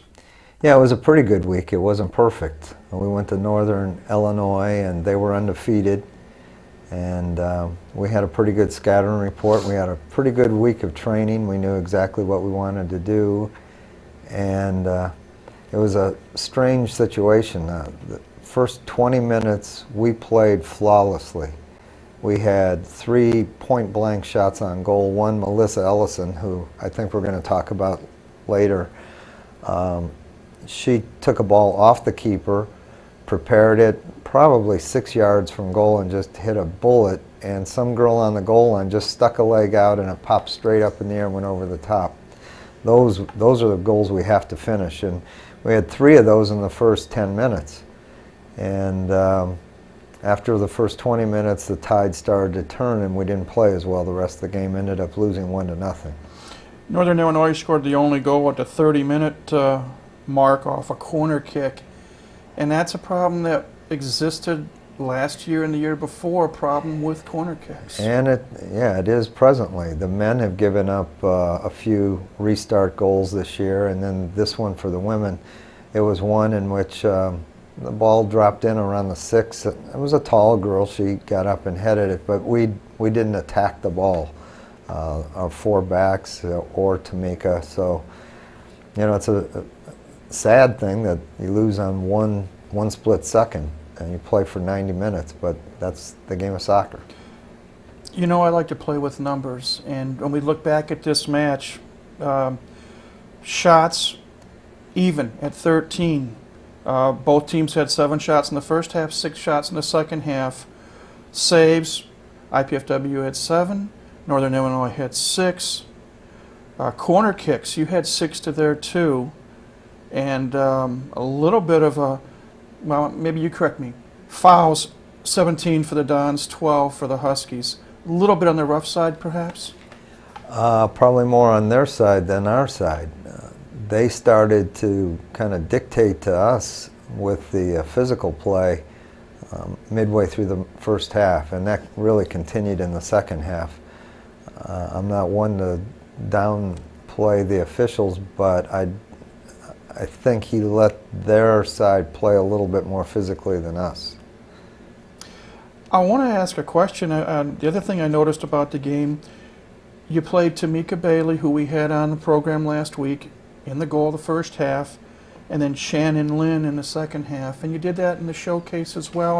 And I'm trying to remember if you did that against North Dakota State. Yeah, we've done it for all 3 games, and possibly we're going to do it one more time. We've talked to the goalkeepers. We want to establish one goalkeeper prior to doubling up on a weekend. So in the past 3 weeks, we've only played 1 game a week, and now they're going to start piling up on us, and we want a goalkeeper to have a whole game and feel like it's their game to win. The women's team has played 2 matches now. We spoke last week about the 2-1 victory over North Dakota State, and we just went over the 1-0 defeat at the hands of Northern Illinois. So 1-1 on the season, and again, you've scored 2 goals, given up 2 goals. You've outshot the opponents 25-24. Corner kicks, you've had 12 in the 2 games. The opponents have had 6. Fouls, the opponents 30, IPFW 28. I know it's early, but looking back at these first 2 matches, how do you assess your team? I think the thing that we need to improve on the women's team is possession. We came back from our trip and we practiced Labor Day evening and probably had one of the best training sessions that we've had all season. And the entire training session was how to possess, having the ball do the work rather than us doing a lot of running, knowing our angles of play and stepping into space and making space.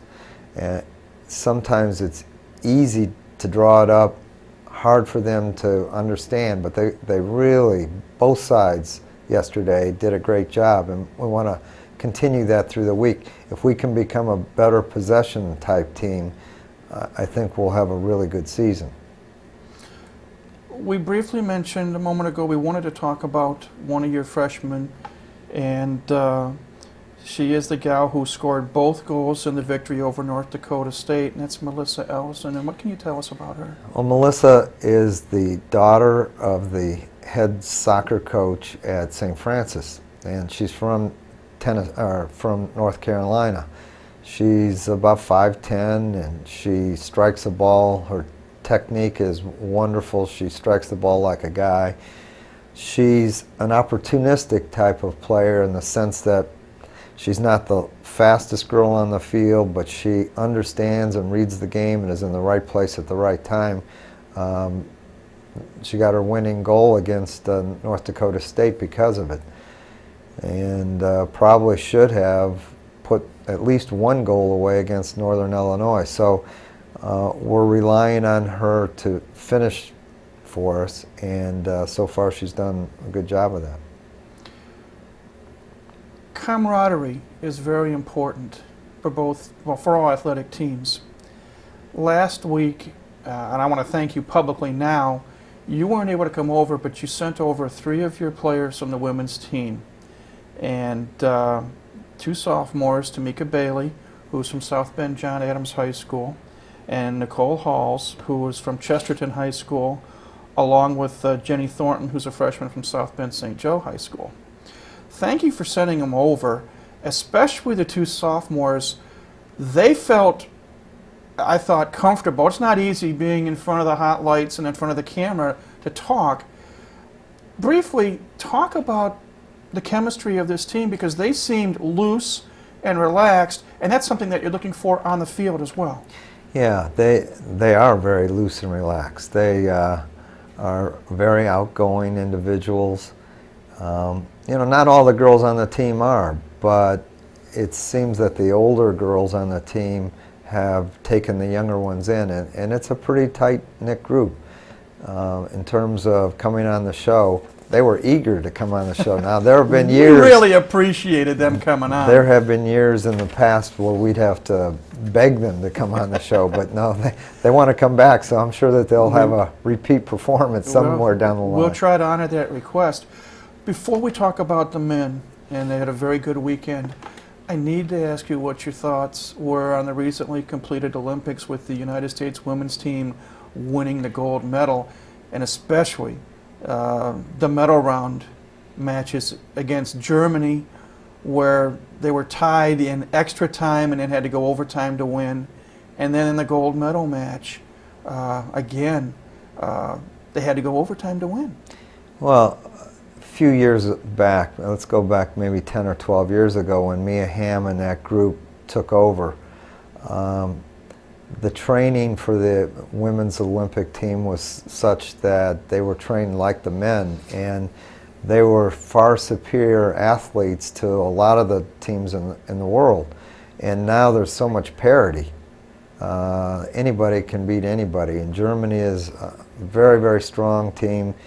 China has always been strong, but the Koreans and the Japanese and now the Brazilians, and all of a sudden we're seeing where it is truly a World Cup and not just one dominant team any longer. So to answer your question about having those girls, those women go out on top, it's a great tribute to them. They brought soccer to prominence here in the United States, and it's a great way to go out.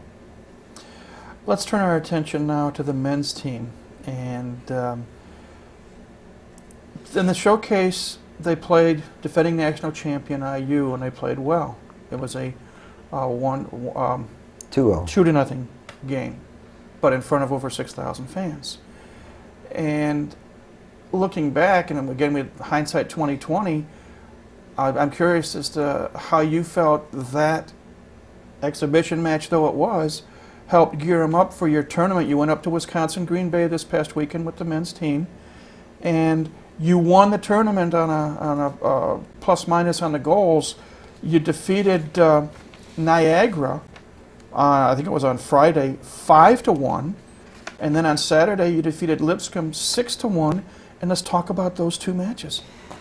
Well, I think prior to the start of the year, you really don't know what playing Indiana University is going to do to a young team.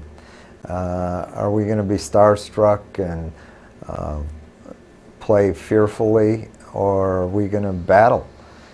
And we played back-to-back Big Ten teams.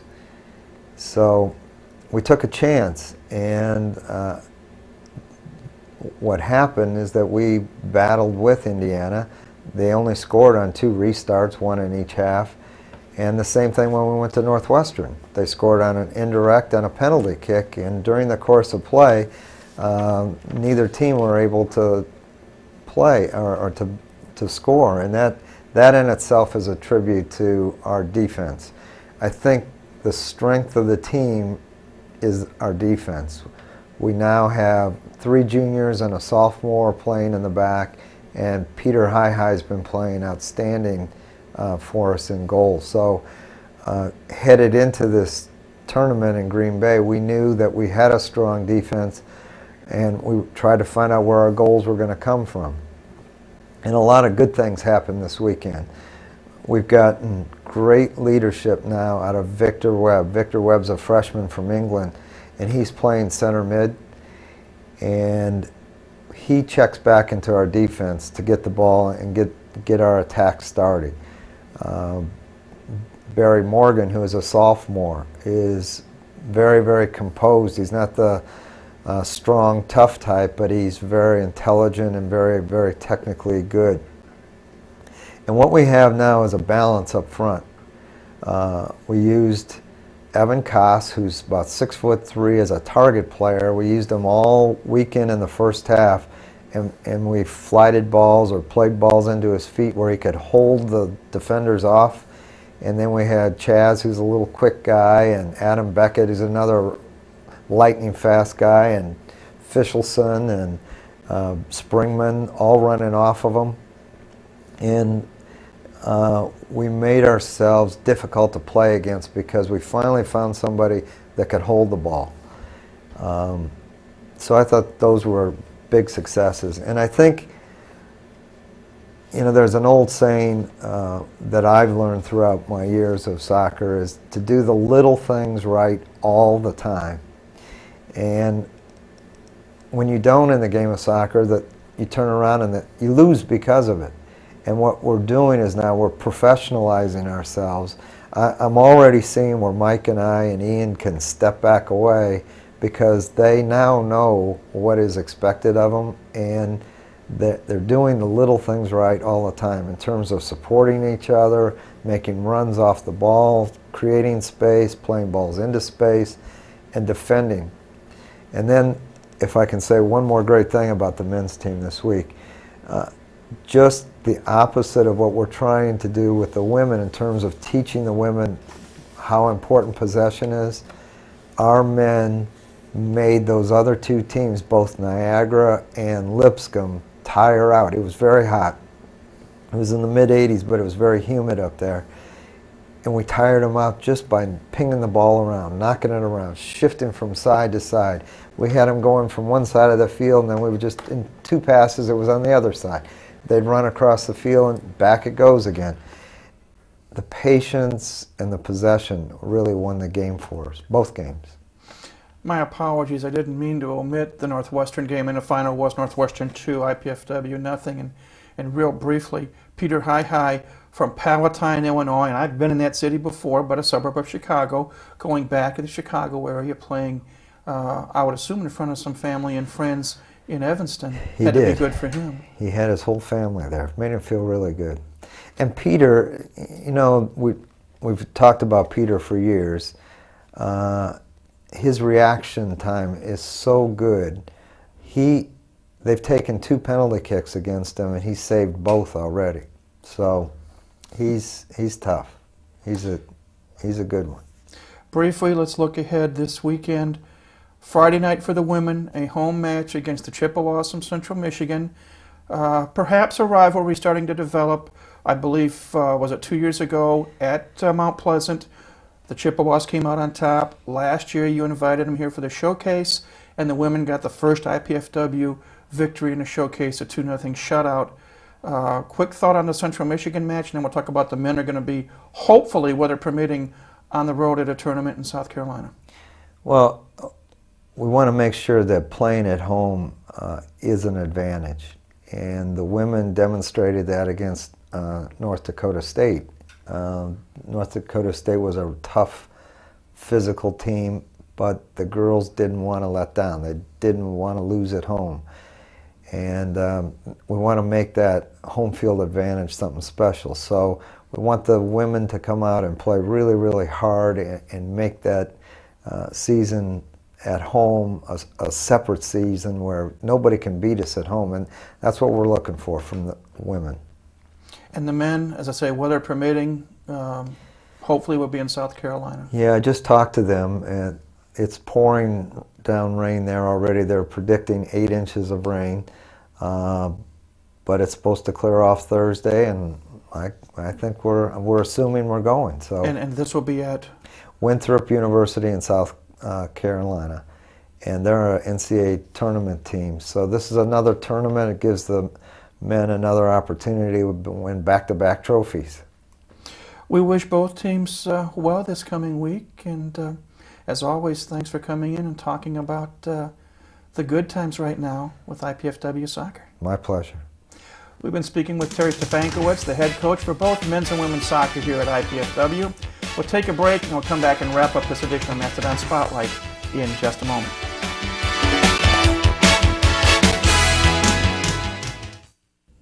Are you in there?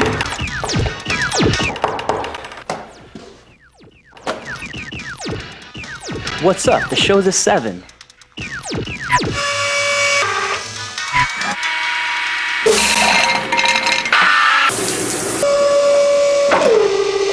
Whoa.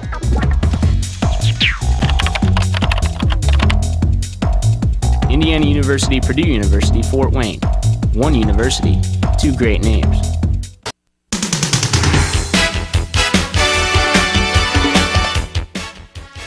Welcome back to Mastodon Spotlight. Thanks to Terry Stefankowitz for talking about IPFW soccer. Another busy week ahead here at IPFW on the athletic front, and here's what's going to take place. We start with cross country on Saturday, the Mel Broad Invitational at Bowling Green State University, both men's and women's teams participating. Golf gets into the act here this weekend at IPFW. The men's team is going to Bowling Green on the 12th and 13th, while the women's team is going to be at Ball State on the 10th and to the 12th. Soccer, the men's team is going to be at Winthrop University down in South Carolina, weather permitting. And Saturday they'll play at Winthrop, and Sunday they'll play Gardner-Webb, again, weather permitting due to the hurricane situation down there. Women's soccer has a home match Friday night, 7 o'clock at the Hefner Fields against Central Michigan. These teams met in the soccer showcase last year. The Dons won 2-0, so the Chippewas out for revenge. Again, that's Friday night, 7 o'clock at home, women's soccer. Women's softball is going to play some doubleheaders against NAIA foes the next 3 Saturdays. This coming Saturday, 12 noon, the Bethel Pilots from Mishawaka come to town. Again, a doubleheader women's softball at noon. Women's tennis is going to travel to Akron, Ohio this weekend. They will take on the Akron Zips and St. Francis of Pennsylvania. And finally, last but not least, women's volleyball team is going to participate in a tournament at Wisconsin Green Bay. They will take on the host Phoenix on Friday. Then they will play Temple and North Dakota State on Saturday. And then next Tuesday, they go down to Bloomington to play IU. That's what's happening in the next week here at IPFW on the athletic front. We're out of time for this week's show. Again, thanks to Terry Stefankowitz for coming on board. Thanks to you for tuning in to see what's going on with IPFW Athletics. We invite you to come back again next week for another edition of the program where we tell you what's happening here on campus athletic-wise. But until next week, for everyone here at Channel 56 and for our sponsor, Ryan's Steakhouse, located on North Clinton Street across from Scott's Foods, this is Mike Maas saying, have a great week and go Dons.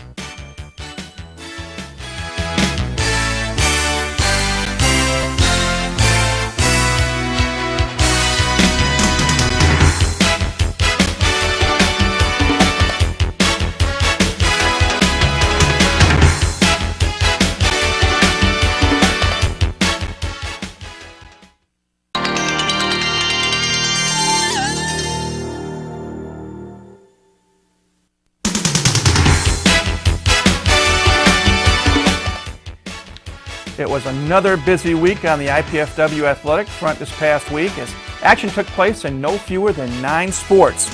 This week on Mastodon Spotlight, we'll tell you what happened in each of those 9 sports. Plus, we'll have an in-depth interview with head men's and women's golf coach Jeff Marsh. Please stay tuned. Mastodon Spotlight comes your way in just a moment right here on College 56 Sports.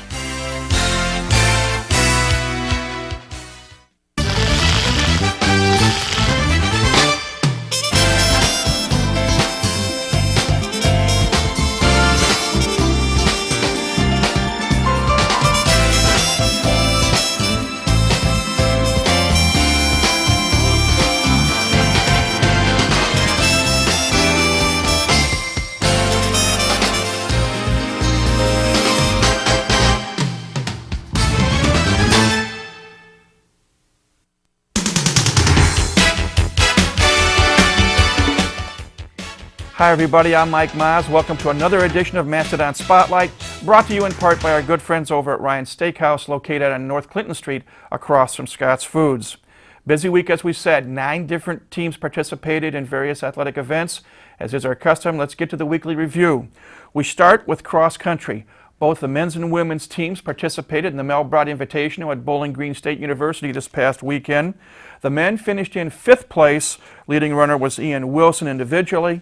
The women tied for 3rd in their section, and good news, Ashley Ritchie led the way. She finished 4th overall, and she set a school record, and her record was 17 minutes 54 seconds, breaking her old mark, which was set last year against Notre Dame, of 18 minutes and 32 seconds. Congratulations to Ashley Ritchie.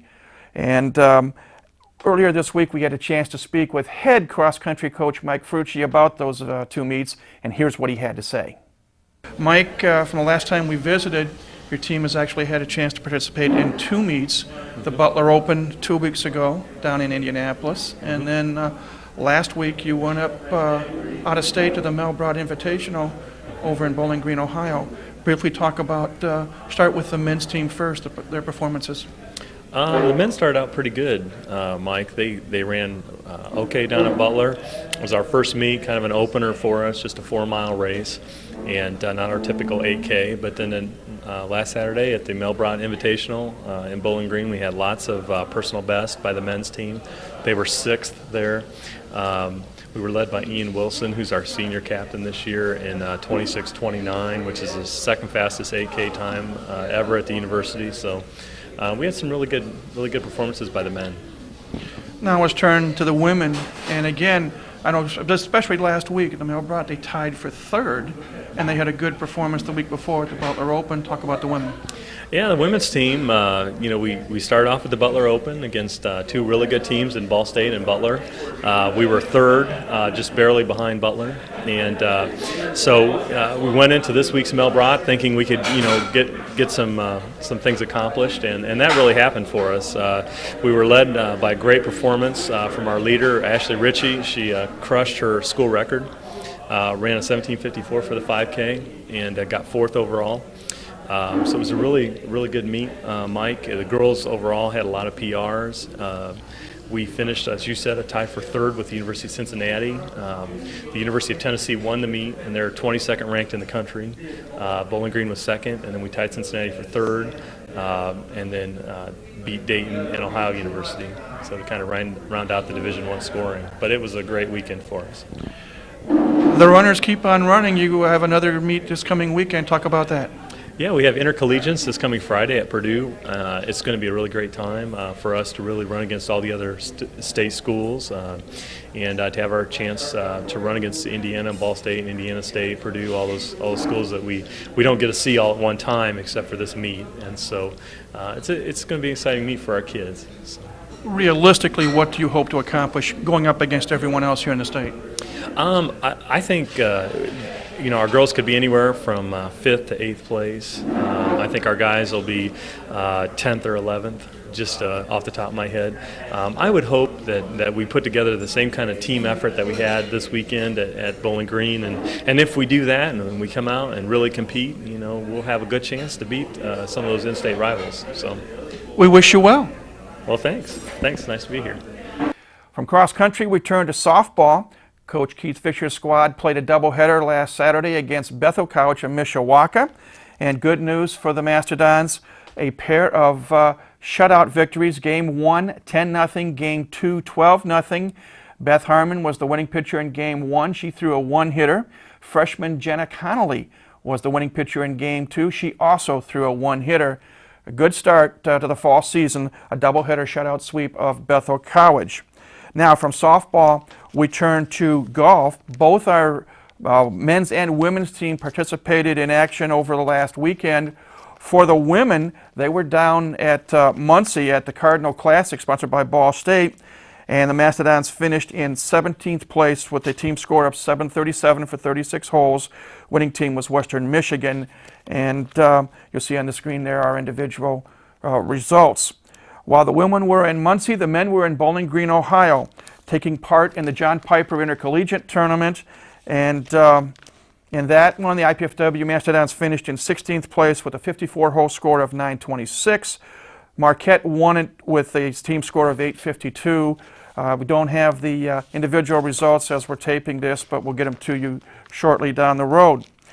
From golf, let's turn to soccer. First, women's soccer. The Mastodons took on Central Michigan last Friday night at the Hefner Field Soccer Complex, a team they defeated in the showcase a year ago. This time, not so good news. Mastodons lost 4-1. And to tell us about that particular match, here now is a chat we had with assistant coach Mike Harper. 4-1 loss against a team that we beat in the showcase last year, 2-0. Yes, they were very, very well improved from last year. They had a lot of speed, which they didn't have last year, and that hurt us on the outsides and through the middle. So, unfortunately, 4-1. At this point, how do you feel about the progress of the women's team? They're still going to have a good season. They've had a rough start. I believe we're 2-1. We dropped a close one to Northern Illinois, and we knew we should have won that game. We got a tough weekend coming up, Murray State at home and then at Indiana State. So it's going to be a good test, but I think we'll get back on track. Any particular player or two that you've been impressed with so far, Mike? We've got a couple freshmen. Melissa Ellison, she put a couple goals in on our first victory. She's doing well. Annika Apar is doing well. So we have some freshmen. I think it's just going to take a few games for them to relax and get the composure down. Well, we wish you well in the upcoming week. Thank you very much. Well, the women lost 4-1. While the women were playing on Friday night at home, the men were on the road in South Carolina, taking part in a tournament sponsored by Winthrop University. And on Friday night, good news, the Mastodons defeated Gardner-Webb by a score of 1-0 as Adam Beckett scored the game's only goal early in the second half. Again, 1-0. IPFW defeats Gardner-Webb. On Saturday, the news not quite as good as the Mastodons lost to the tournament host Winthrop by a score of 2-1. And again, earlier this week, we had a chance to speak with Terry Stefankowicz, the head coach of soccer here at IPFW, and he talked about those two matches. Chatting with head coach Terry Stefankowicz. Terry, you had a little trip to South Carolina this past weekend. Good result, not so good result. Let's talk first about the 1-0 win over Gardner-Webb. Well, we'd gone down there a year ago and we lost both games, so we were determined, having won the Green Bay tournament, we were determined to make a big change. And early in the game, we had 3 point-blank shots and none went in. Could have been 3-0 right away. The kids fought hard and came away with a 1-0 victory, first shutout of the season. And then we played a team that I consider a true NCAA tournament team in Winthrop. And in a 2-minute period, they scored both their goals in the second half. And we fought back and got one. And Trevor Peasley, who was named the defensive player of the entire tournament, had an opportunity to score on the 6th, and the goalkeeper made a great save. So we were right there with him. I think good things are happening with this men's team. Briefly, and you mentioned a moment ago, Trevor Peasley, defensive MVP of the tournament. What else can you tell us about Trevor? Well, Trevor is kind of the workhorse. We assign him the best attacking player each game. He's one of the biggest, strongest guys I've ever seen. I think if he keeps going, he could have a professional career. That's not to say that the rest of the defense didn't play well. Joe, Shuring, and Trent, and Bush, along with Peter High. They're a tough group. Weather permitting, you're going to go down to Central Florida this weekend. You're 3-2. You have to be happy with the progress of the team so far. Very, very happy. We looked at the first month of September. We're on the road the entire first month, and we thought if we could get out of September 500, and right now we're ahead of the game. So Central Florida's been to the NCAA tournament the last 2 years, and they've got an excellent team, but we're hard to play against. We wish you well this coming weekend. Thank you very much. Yeah, that was Terry Stefankowitz. Now from soccer, let's turn our attention to women's volleyball. Coach Kelly Hartley-Hutton's team, boy, say that 3 times in a row in a hurry. Again, they took to the road. They played in a tournament up at the University of Wisconsin-Green Bay this past weekend. And very, very good news for IPFW fans as the Mastodons won the tournament.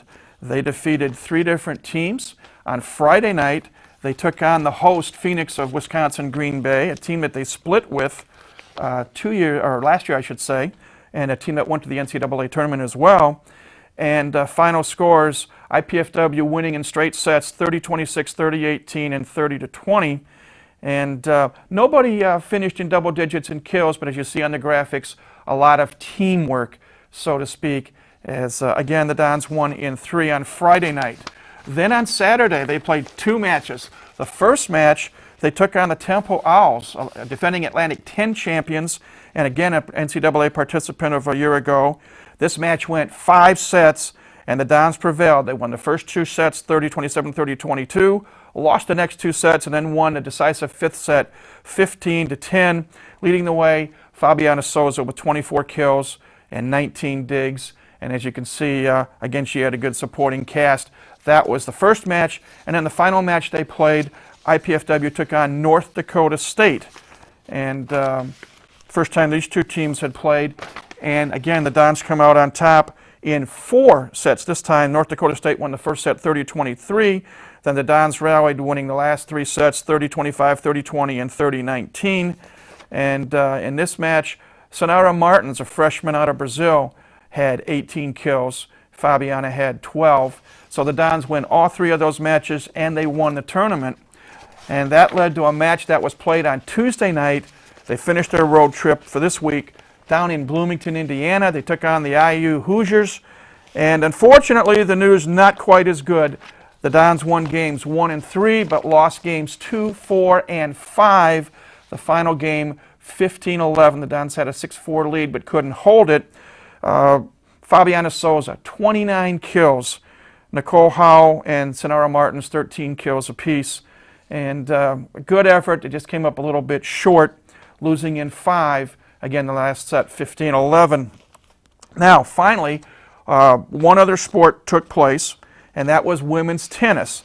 Coach Eric Burns' squad went down to Akron, Ohio last weekend, and they took on first the Akron Zips, and they lost that match by a score of 5-2. They won 2 of the 3 doubles matches and 1 singles match, and for their 2 points. Then on Saturday, they took on St. Francis of Pennsylvania, and the result much better. They won the match 6-0. There were no doubles matches played, but as you can see on the graphic, all 6 singles matches went the way of IPFW. Congratulations to the women. That's what took place this past week, a busy, busy week. Time for a break. When we come back, prior to the golf teams taking off for their first meets of the season, we get a chance to sit down with head coach Jeff Marsh. And that conversation you'll enjoy hearing and seeing when Mastodon Spotlight returns in just a moment.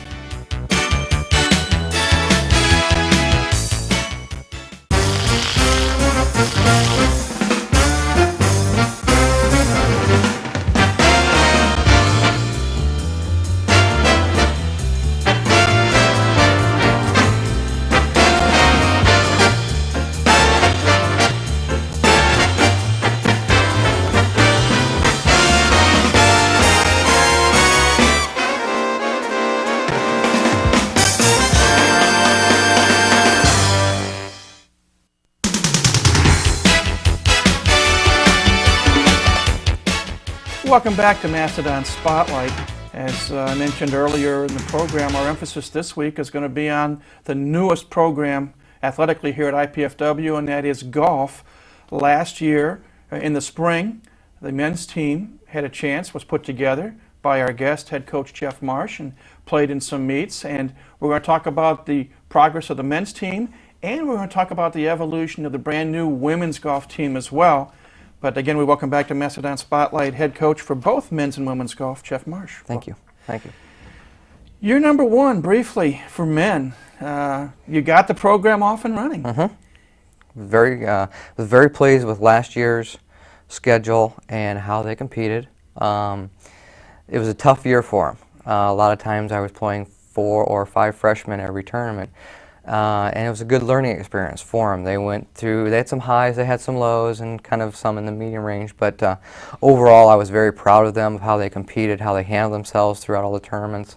And it was a good learning experience for them. This year I see a lot of good things already before we start this coming weekend, and I'm very optimistic about this year. Well, let's talk about the men's program a little bit more detail. Talk about who you have on the team, and go from there. Okay. Basically, I only added 2 players from that are different from last year's team. Last year's team consisted of Andy Campbell, Patrick Floria, Matt Fry, Patrick Leffers, Craig Sauter, Randy Smith, and Chad Wilson. Zach Buchanan was also on the team, but last year he was a redshirt. So this year he began his first year of eligibility. And then I recruited in 2 new individuals. The first individual is actually a local boy from Fort Wayne, graduated from Bishop Luers. It was a few years ago by the name of Chris Kratzer. And Chris actually attended IPFW before the golf program was announced. And then when I recruited him, he was at Ball State. And so he has now joined us, and I see good things happening already with Chris. For our fall qualifying, he performed very well.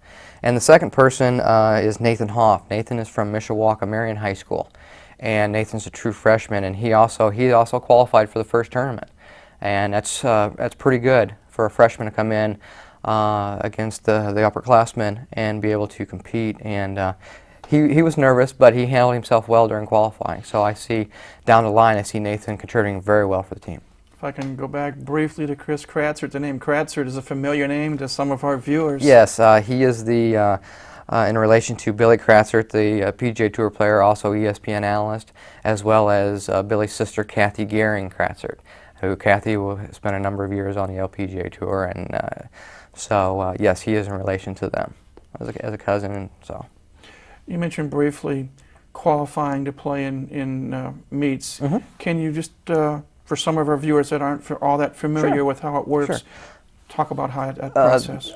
All the players, both on the men's and women's programs, have to qualify to see who will travel to go to a tournament.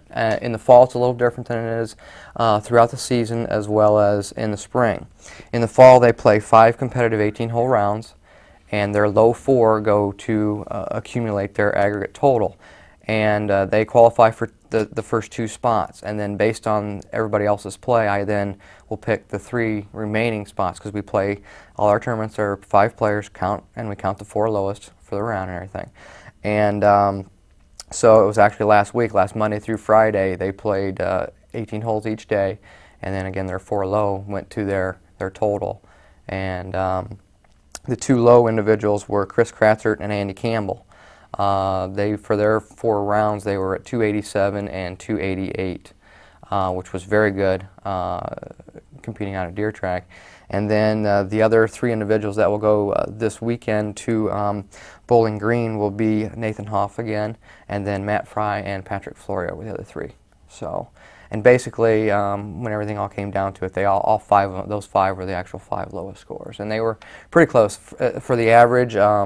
Andy was actually low at 71, just over 71 as an average, and Nathan was the highest at 74. So I'm very encouraged about the closeness of their scores as far as averages, but 2, the overall lowness that they were able to shoot, the scores they were able to shoot. So and par deer track is 71. 71, not bad. So. Not bad.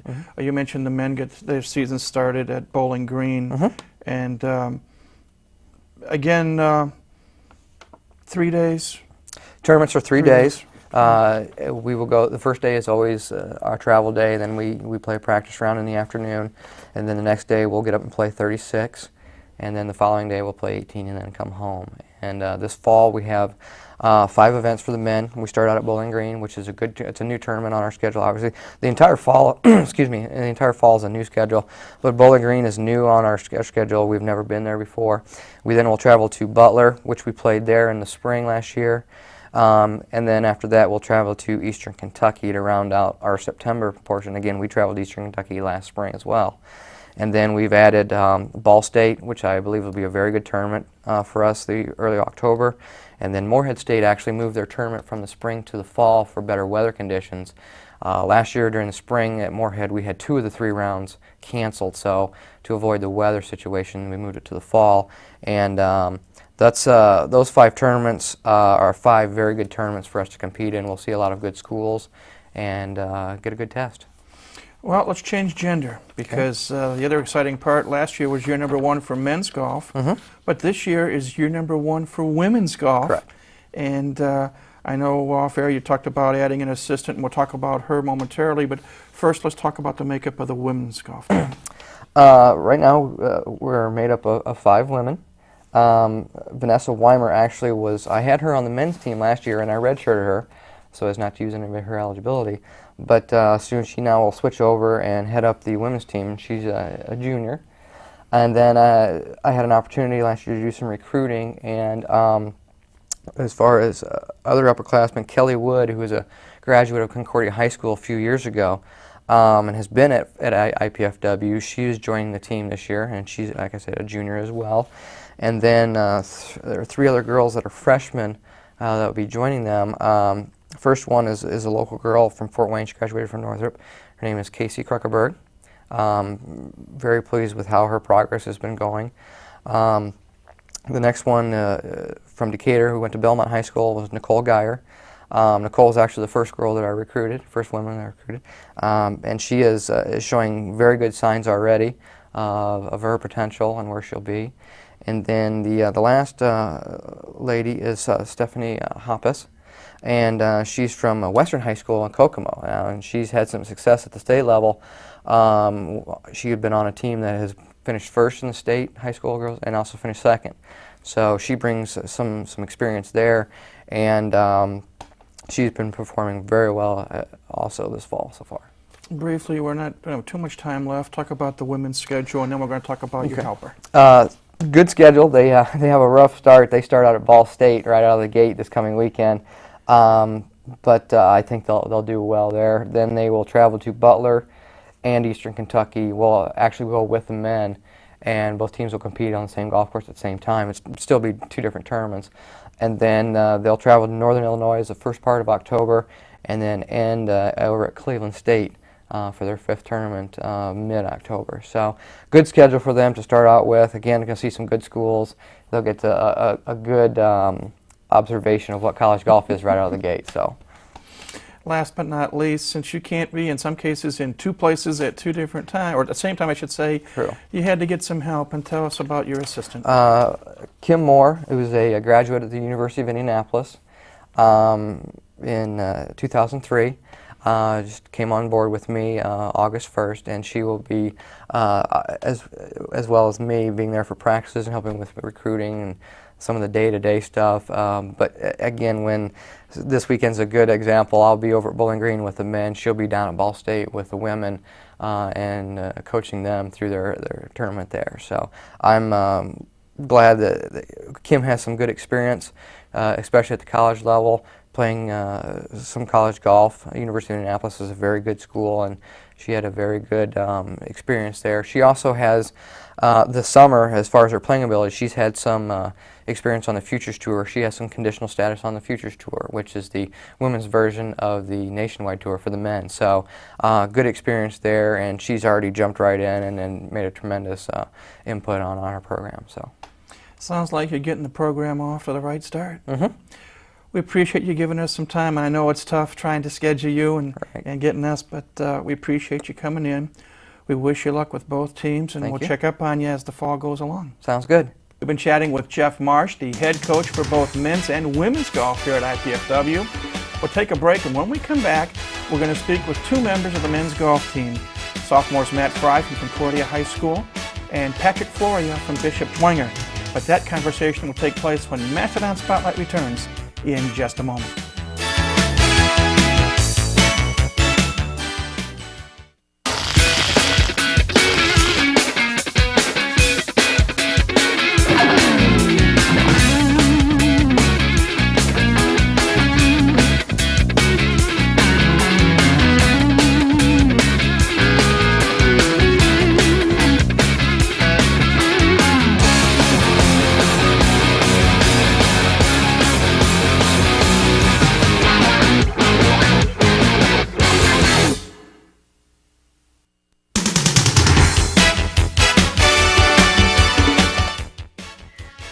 Welcome back to Mastodon Spotlight. Hope you enjoyed our chat with Jeff Marsh. In the coming weeks, we're going to have some other chats with a number of student athletes, but that's down the road.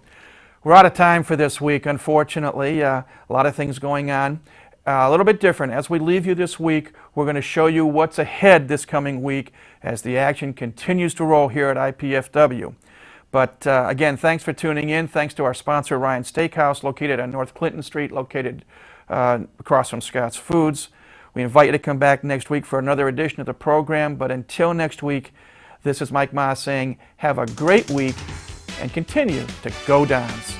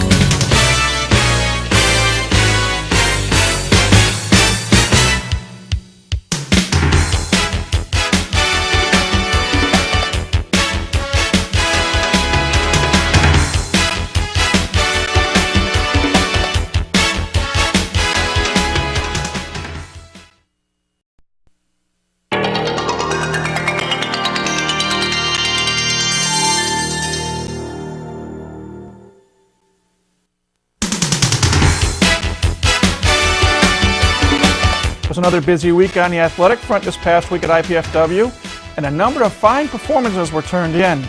To see who we're talking about and what sports they participate in, stay tuned. Mastodon Spotlight comes your way next, right here on College 56 Sports.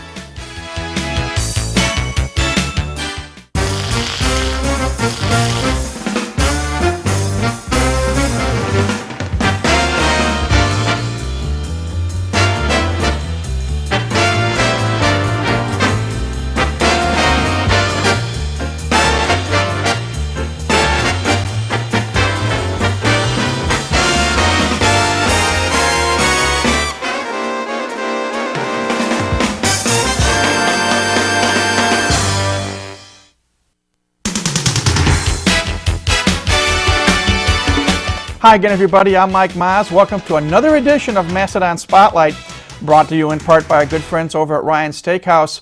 David Kennedy and his staff, happy to serve you. They're located on North Clinton Street across from Scott's Foods. Again, another busy week here at IPFW on the athletic front. Let's get right to our weekly review. We start with both men's and women's cross country. Coach Mike Frucci's squads participated at the Indiana Intercollegiates held this year on the campus of Purdue University at West Lafayette. And we'll start with the men's results first. The men's team finished 15th out of 26 teams. Leading the way was Ian Wilson, finished in 52nd place overall, followed by Andrew Nelson, Cody Brown, Mike Reidenauer, and Hunter Paris. You see their times, and then you'll see two numbers to the right of that. The first figure is the actual finish. The second figure is the team finish. Again, that's men's cross country, and 15th out of 26. The women's side, very good performance. They finished 7th out of 25 teams. Ashley Ritchie, 7th place overall, time of 18:28, followed by Lauren Simpson, Valerie Hardesty with her best performance of the year, Kristen Simpson, and Amber Kazowski. Again, they finished 7th out of 25 teams. That's cross country. Now we go to golf. And we're going to start with men's golf. We mentioned last week the team participated in a tournament at Bowling Green. I didn't have the individual scores. Wanted to get them to you. IPFW finished 16th. And you see Matt Fry from Concordia High School tied for 22nd, 73, 70, 78. Excellent rounds. Followed by Chris Kratzert, Andy Campbell, Nathan Hoff, and Patrick Floria. That was last week and a half ago, basically. This week, both the men's and women's teams are at Butler down in Indianapolis. They have played 36 out of the 54 holes so far. The final round being played today, Tuesday, as we tape. We'll let you know the final results next week. But at the two-thirds mark, IPFW in 9th place. And Andy Campbell, two great rounds, 75-71. He's tied for 10th individually, followed by Matt Fry, Patrick Floria, Chris Kratzert, and Zach Buchan. Women's team, 6th place showing so far. Butler's in 1st. Vanessa Weimer, you see there, in 19th place overall. Stephanie Hoppus, Kelly Wood, Nicole Geyer, and Casey Kruckenberg round out the IPFW participants. So women's golf is doing well. Again, both teams finishing their final round Tuesday, and we'll have the final results for you on next week's program. Now, from golf, let's go to soccer. Men's soccer participated in a tournament down in South Carolina last weekend. On Friday night, they defeated Stetson University 4-2. Ben Springman scored a goal, Adam Beckett scored 2 goals, and Chaz Perry scored the final goal, 4-2 triumph over Stetson. Then on Saturday, they took on the host. It was actually in Florida. I take that back. I got my weeks mixed up. Saturday, they played the host team, the University of Central Florida. Fell short 3-1. Seth Fichelson, the only goal in the 57th minute. Men's team did well. Fell short 3-1. They are now 4-3 on the season. While the men's team was in Florida, the women's team had 2 matches, one home, one on the road. Last Friday, they were at home at the Hefner Fields, and they dropped a 2-0 decision to Murray State, and that dropped their record to 1-3. But better news on Sunday, they traveled down to Terre Haute to take on the Sycamores of Indiana State and came away with a 2-1 victory as Kristen Mahoney and Annika Apar scored goals. Annika's goal with less than 4 minutes to go in the match. The women's team is now 2-3. From soccer, let's go to softball. Women's team had a doubleheader against Taylor University last Saturday, and they defeated the Trojans 3-0 in Game 1 and 13-4 in Game 2 to run their fall record to 4-0. They do have one more doubleheader this coming Saturday. Tell you about that a little bit later. Now, from softball, let's go to tennis. The men's tennis team participated at Ball State Invitational, and there were a number of individual victories. Nabil Murad, Daniel Jackson won twice in singles competition, and then we had a pair of doubles victories as well as men's tennis got their fall season underway. Last Sunday, the women's tennis team played Ohio Northern here in Fort Wayne, and they dropped a 4-3 decision. Joe Carey, Ashley Colson won a doubles match, as did Hannah Hager and Lisa Bartelheim. That gave the Dons doubles win. And then Ashley Colson got the only singles victory. Women's team now 1-3 overall. And then finally, women's volleyball. Coach Kelly Hartley Hutton's squad traveled to Miami of Ohio this past weekend in search of their second consecutive Invitational Championship. On Friday night, they took on Middle Tennessee State. They won it straight sets. 30-20, 38-36, and 30-21. Junior Fabiana Souza, 24 kills, 16 digs, leading the way. Ashley Rothman, center position, 45 assists and 7 digs. The victory raised the Dons' record to 6-3. Then on Saturday morning, they took on the host Miami of Ohio squad, and again a straight set victory, 30-20, 30-19, and 30-24. Again, Fabiana Souza, 17 kills and 6 digs. Nicole Howe from Bishop Lewis chipped in with 10 kills and 4 digs.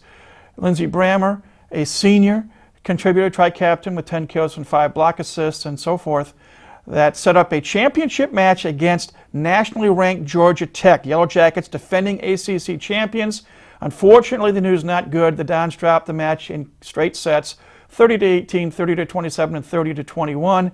Fabiana Souza led the way with 15 kills and 4 digs. And Ashley Roth with 32 assists and 3 digs. And Fabiana Souza and Lindsey Brammer were named to the all-tournament team. The women's team now 7-4 overall, and they will be playing at home this weekend in the IPFW Invitational. We'll tell you more about that in a later segment. That's what happened. Lickety-split, a lot of things going on. We're going to take a break. When we come back, basically about 2 weeks ago, we had a chance to chat with 2 members of the men's golf team just prior to the start of their season. One is a member who played his high school golf at Bishop Dwenger High School. The other played at Concordia, a couple of SAC foes. And you'll see that conversation when Mastodon Spotlight returns in just a moment.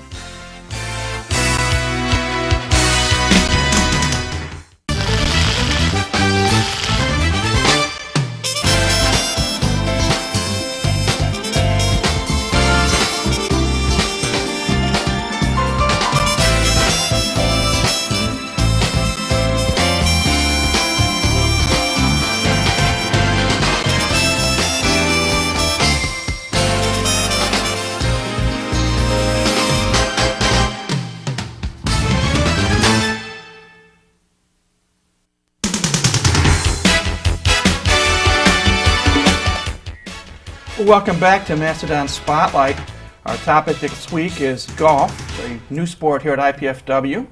And we are now going to talk with 2 members of the men's golf team.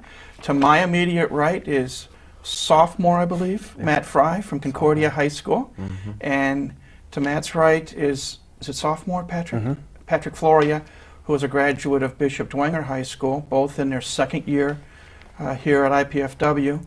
And first and foremost, Matt, we'll start with you. Please tell us a little bit about yourself. Well, my name's Matt Fry. I went to Concordia. It's my second year here. Played golf. Started pretty much my freshman year. I was really big into baseball when I was a kid and just kept going from there. Patrick? My name is Patrick Flory, and like you said, I'm from Bishop Dwenger High School. I'm a local here. I actually went down to Bloomington first semester of my freshman year, and Coach Marsh recruited me up to come back and play for IPFW. To me, golf's the greatest game in the world, but I'm biased on that. I've been fortunate enough over the years to play a lot of golf up in Michigan, some tournament golf, amateur golf, and in the Michigan Open 2 years I qualified. But for each of you guys, what's the lure of hitting a little white ball across the field? Matt?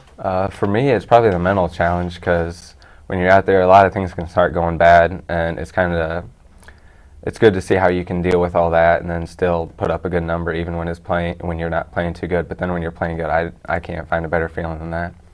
Patrick? I agree. I feel like golf is one of the most humbling games there is, and it's a lot of fun when you're playing well, and I enjoy the individual aspect of it, and that you can control,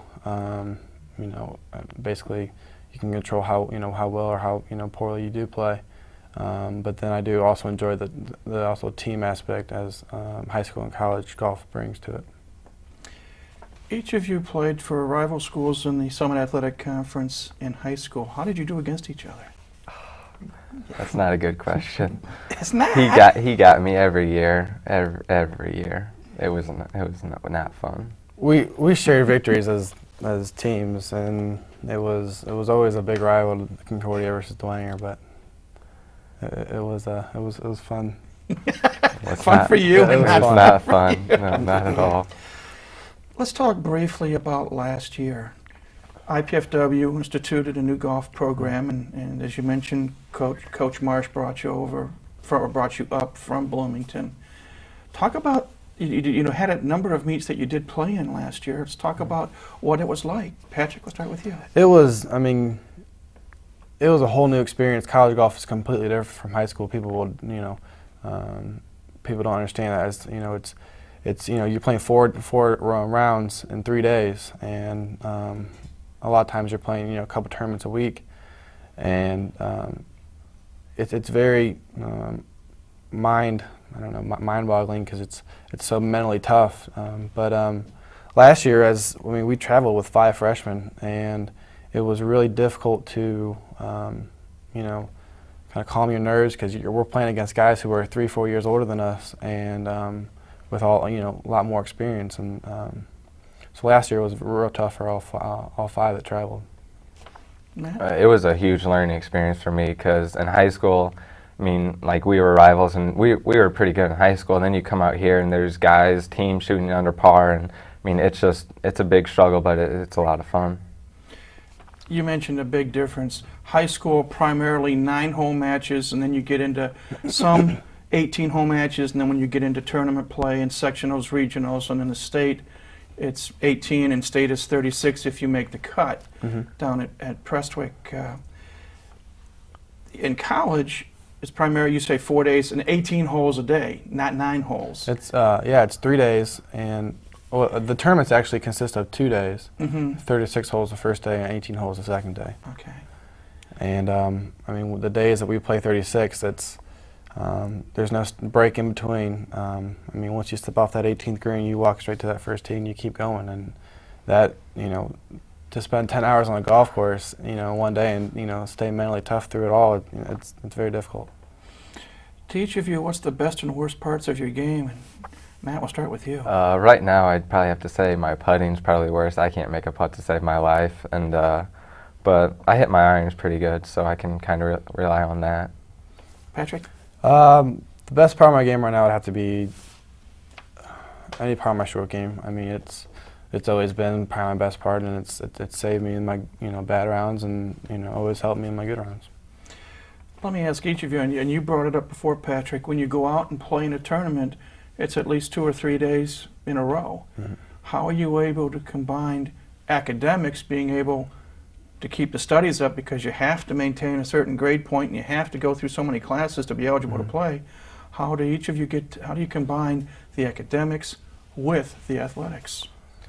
Well, I mean, the teachers that I've had so far, all my professors have been have worked well with me, and have been more than kind to, you know, allow me to take the time that I have needed.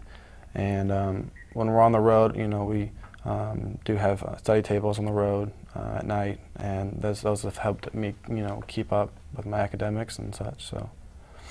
Matt? It's probably the same with me. My professors have all been really understanding, so that really helps a lot when you can go to them and talk about any problems. And just when we have study tables, it's just that time when you can just sit down and you get everything done you got to get done.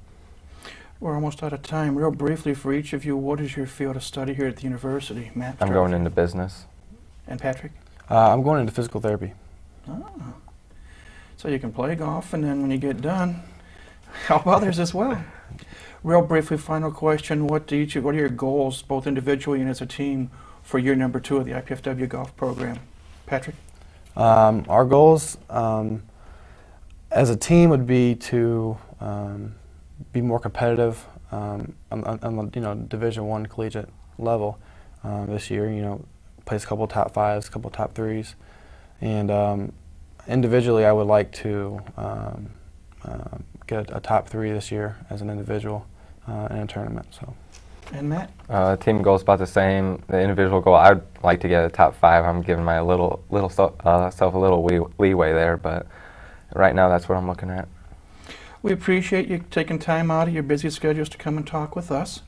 We wish you much success, and try to get along as teammates. You know, Dwayne or Concordia. I know it's a big rivalry, but now we're both IPFW. So again, continued success both in the classroom and on the golf course. Thank you very much. We've been speaking with two members of the IPFW men's golf team, sophomore Matt Fry from Concordia High School and sophomore Patrick Floria from Bishop Dwenger High School. We'll take a break and come back with more of Mastodon Spotlight in just a moment.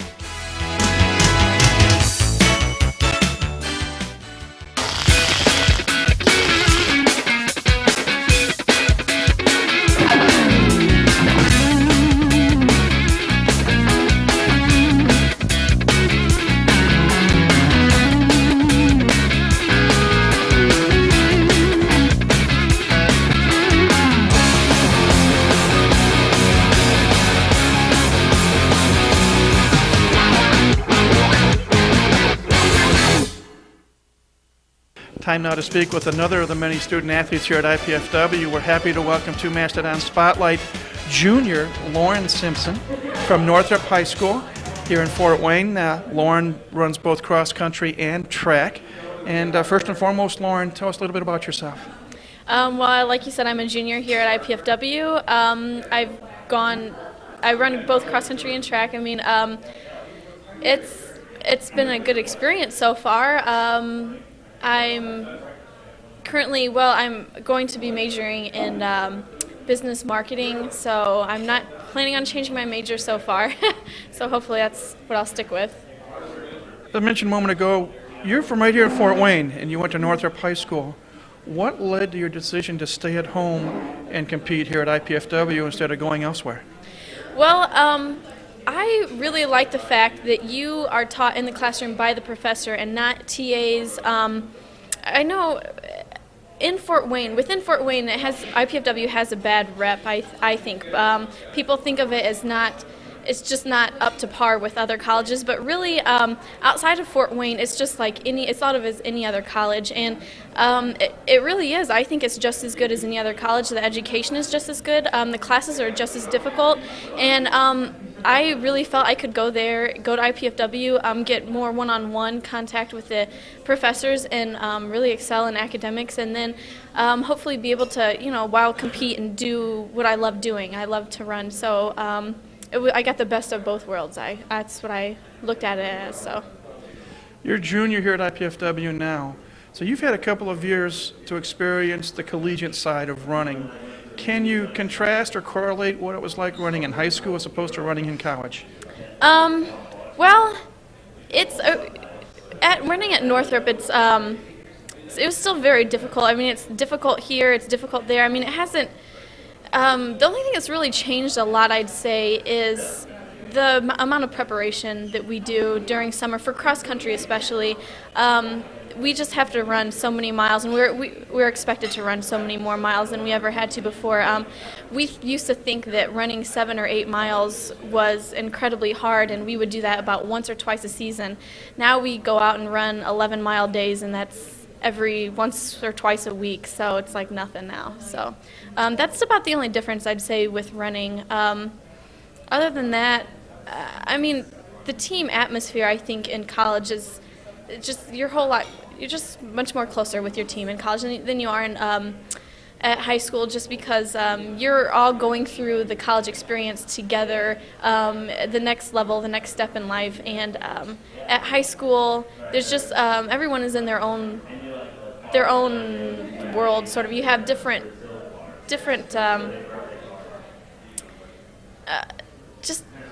everybody's involved in different things. They're not really just all together going through the same thing, the same part of life right now. So, like you are at IPFW or at college. So, you have a twin sister who is also a runner. Talk about her for a moment and what it's like with the two of you together. And has it been good or has it been not so good from your standpoint? Okay. Well, yes, we have always run together and done pretty much everything together. We are majoring both in business. I think she's going to do managing, though, and I'm doing marketing. So, but it's been a huge advantage, really. We can study together for classes, just academic-wise. We study together for everything when we take the same classes, and it just makes it so much easier to have like a study buddy. And it's the same thing in running. It's really helped us train. We train together, and we get more, not just quantity of miles in, but we get more quality miles as well throughout the summer, and even into the season, we still push each other every single day in practice, and it's really helped throughout, even in high school, because not only do we push each other, but we also compete, really, in academics and athletics both, and we try to be better than each other, and now it hasn't gotten to the point where it's caused any conflicts between us, huge conflicts. We still get along, but it's really we make each other better, so. There's also another member of the team that has helped you, I think, as well, and we had her on several weeks ago, and that's Ashley Ritchie. Yes. Talk about what it's like with the three of you. It's just helped immensely to have somebody else up there that she has such a positive attitude that it's not difficult, it's not hard to have someone younger than you up there running with you, running very well, sometimes beating us also, which there's no hard feelings because she is such a positive person and positive attitude, and all she wants, she's really helped Chris and I both to take it to the next level. Before we only had each other, and we've never really pushed it as hard as we could have because it was just us and that was it. Well, now with Ashley, we've really excelled much further than what I thought we would. So. Final question, what do you hope to accomplish this year from the running standpoint? Well, actually, our goal is to have 30 Division I wins. Last year we only had, I believe it was 22, so we're looking to increase that. And also, our goal as a team, we've all talked about it, is just to continue to improve from previous years, from previous teams to this year. This team, we just want to be the best team so far, and just keep improving all of our times, and just being able to compete with other Division I schools is a huge goal of ours, because a lot of people think we can't, and we've done very well so far, and hopefully we'll continue to do so. We appreciate giving us a little bit of time. Continued success both in the classroom and on the running front. Thank you. Hopefully that's what our goal is. So thanks. We've been chatting with Lauren Simpson Jr. here at IPFW. Back with more of Mastodon Spotlight in just a moment.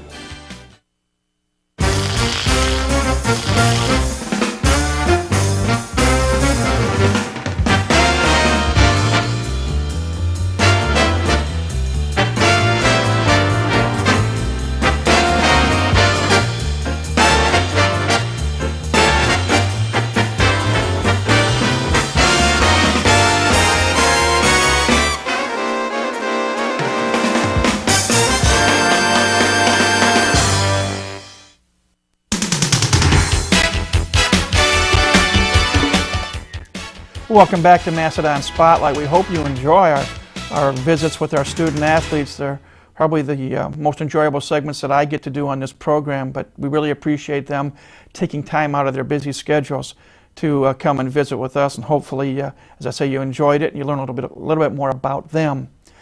Busy week ahead. Want to remind you, Friday night, if you're seeing this on Wednesday, on Friday night, women's volleyball, the IPFW Invitational. IPFW is going to take on St. John's, a match that will start at approximately 7:30, and it'll be televised right here on College 56 Sports. Men's assistant volleyball coach Mark Franke will join me for the telecast as IPFW looks to make it 2 invitational wins on the season out of 4 tries. They've had a first, a second, and a third so far. Now they're at home. They'll take on St. John's Friday night at 7:30 on Channel 56, and then they'll play 2 more matches on Saturday. As we get ready to close, we're going to do what we did last week. A number of events coming up this weekend, and we'll just show you on the screen what they are. Again, we want to thank our student athletes for taking time with us. We want to thank our sponsor, Ryan's Steakhouse, for helping to sponsor this program. Again, if you get hungry, stop by, see David Kennedy and his staff. They're located on North Clinton Street across from Scott's Foods. They do support IPFW and in athletic form, and they support our programs here on Channel 56. And again, we thank you for tuning in to see what's going on with IPFW Athletics. We invite you to come back again next week for another edition of the program. But until next week, for everyone here at Channel 56 and for our friends at Ryan's Steakhouse, this is Mike Maas saying, have a great week. Go Dons!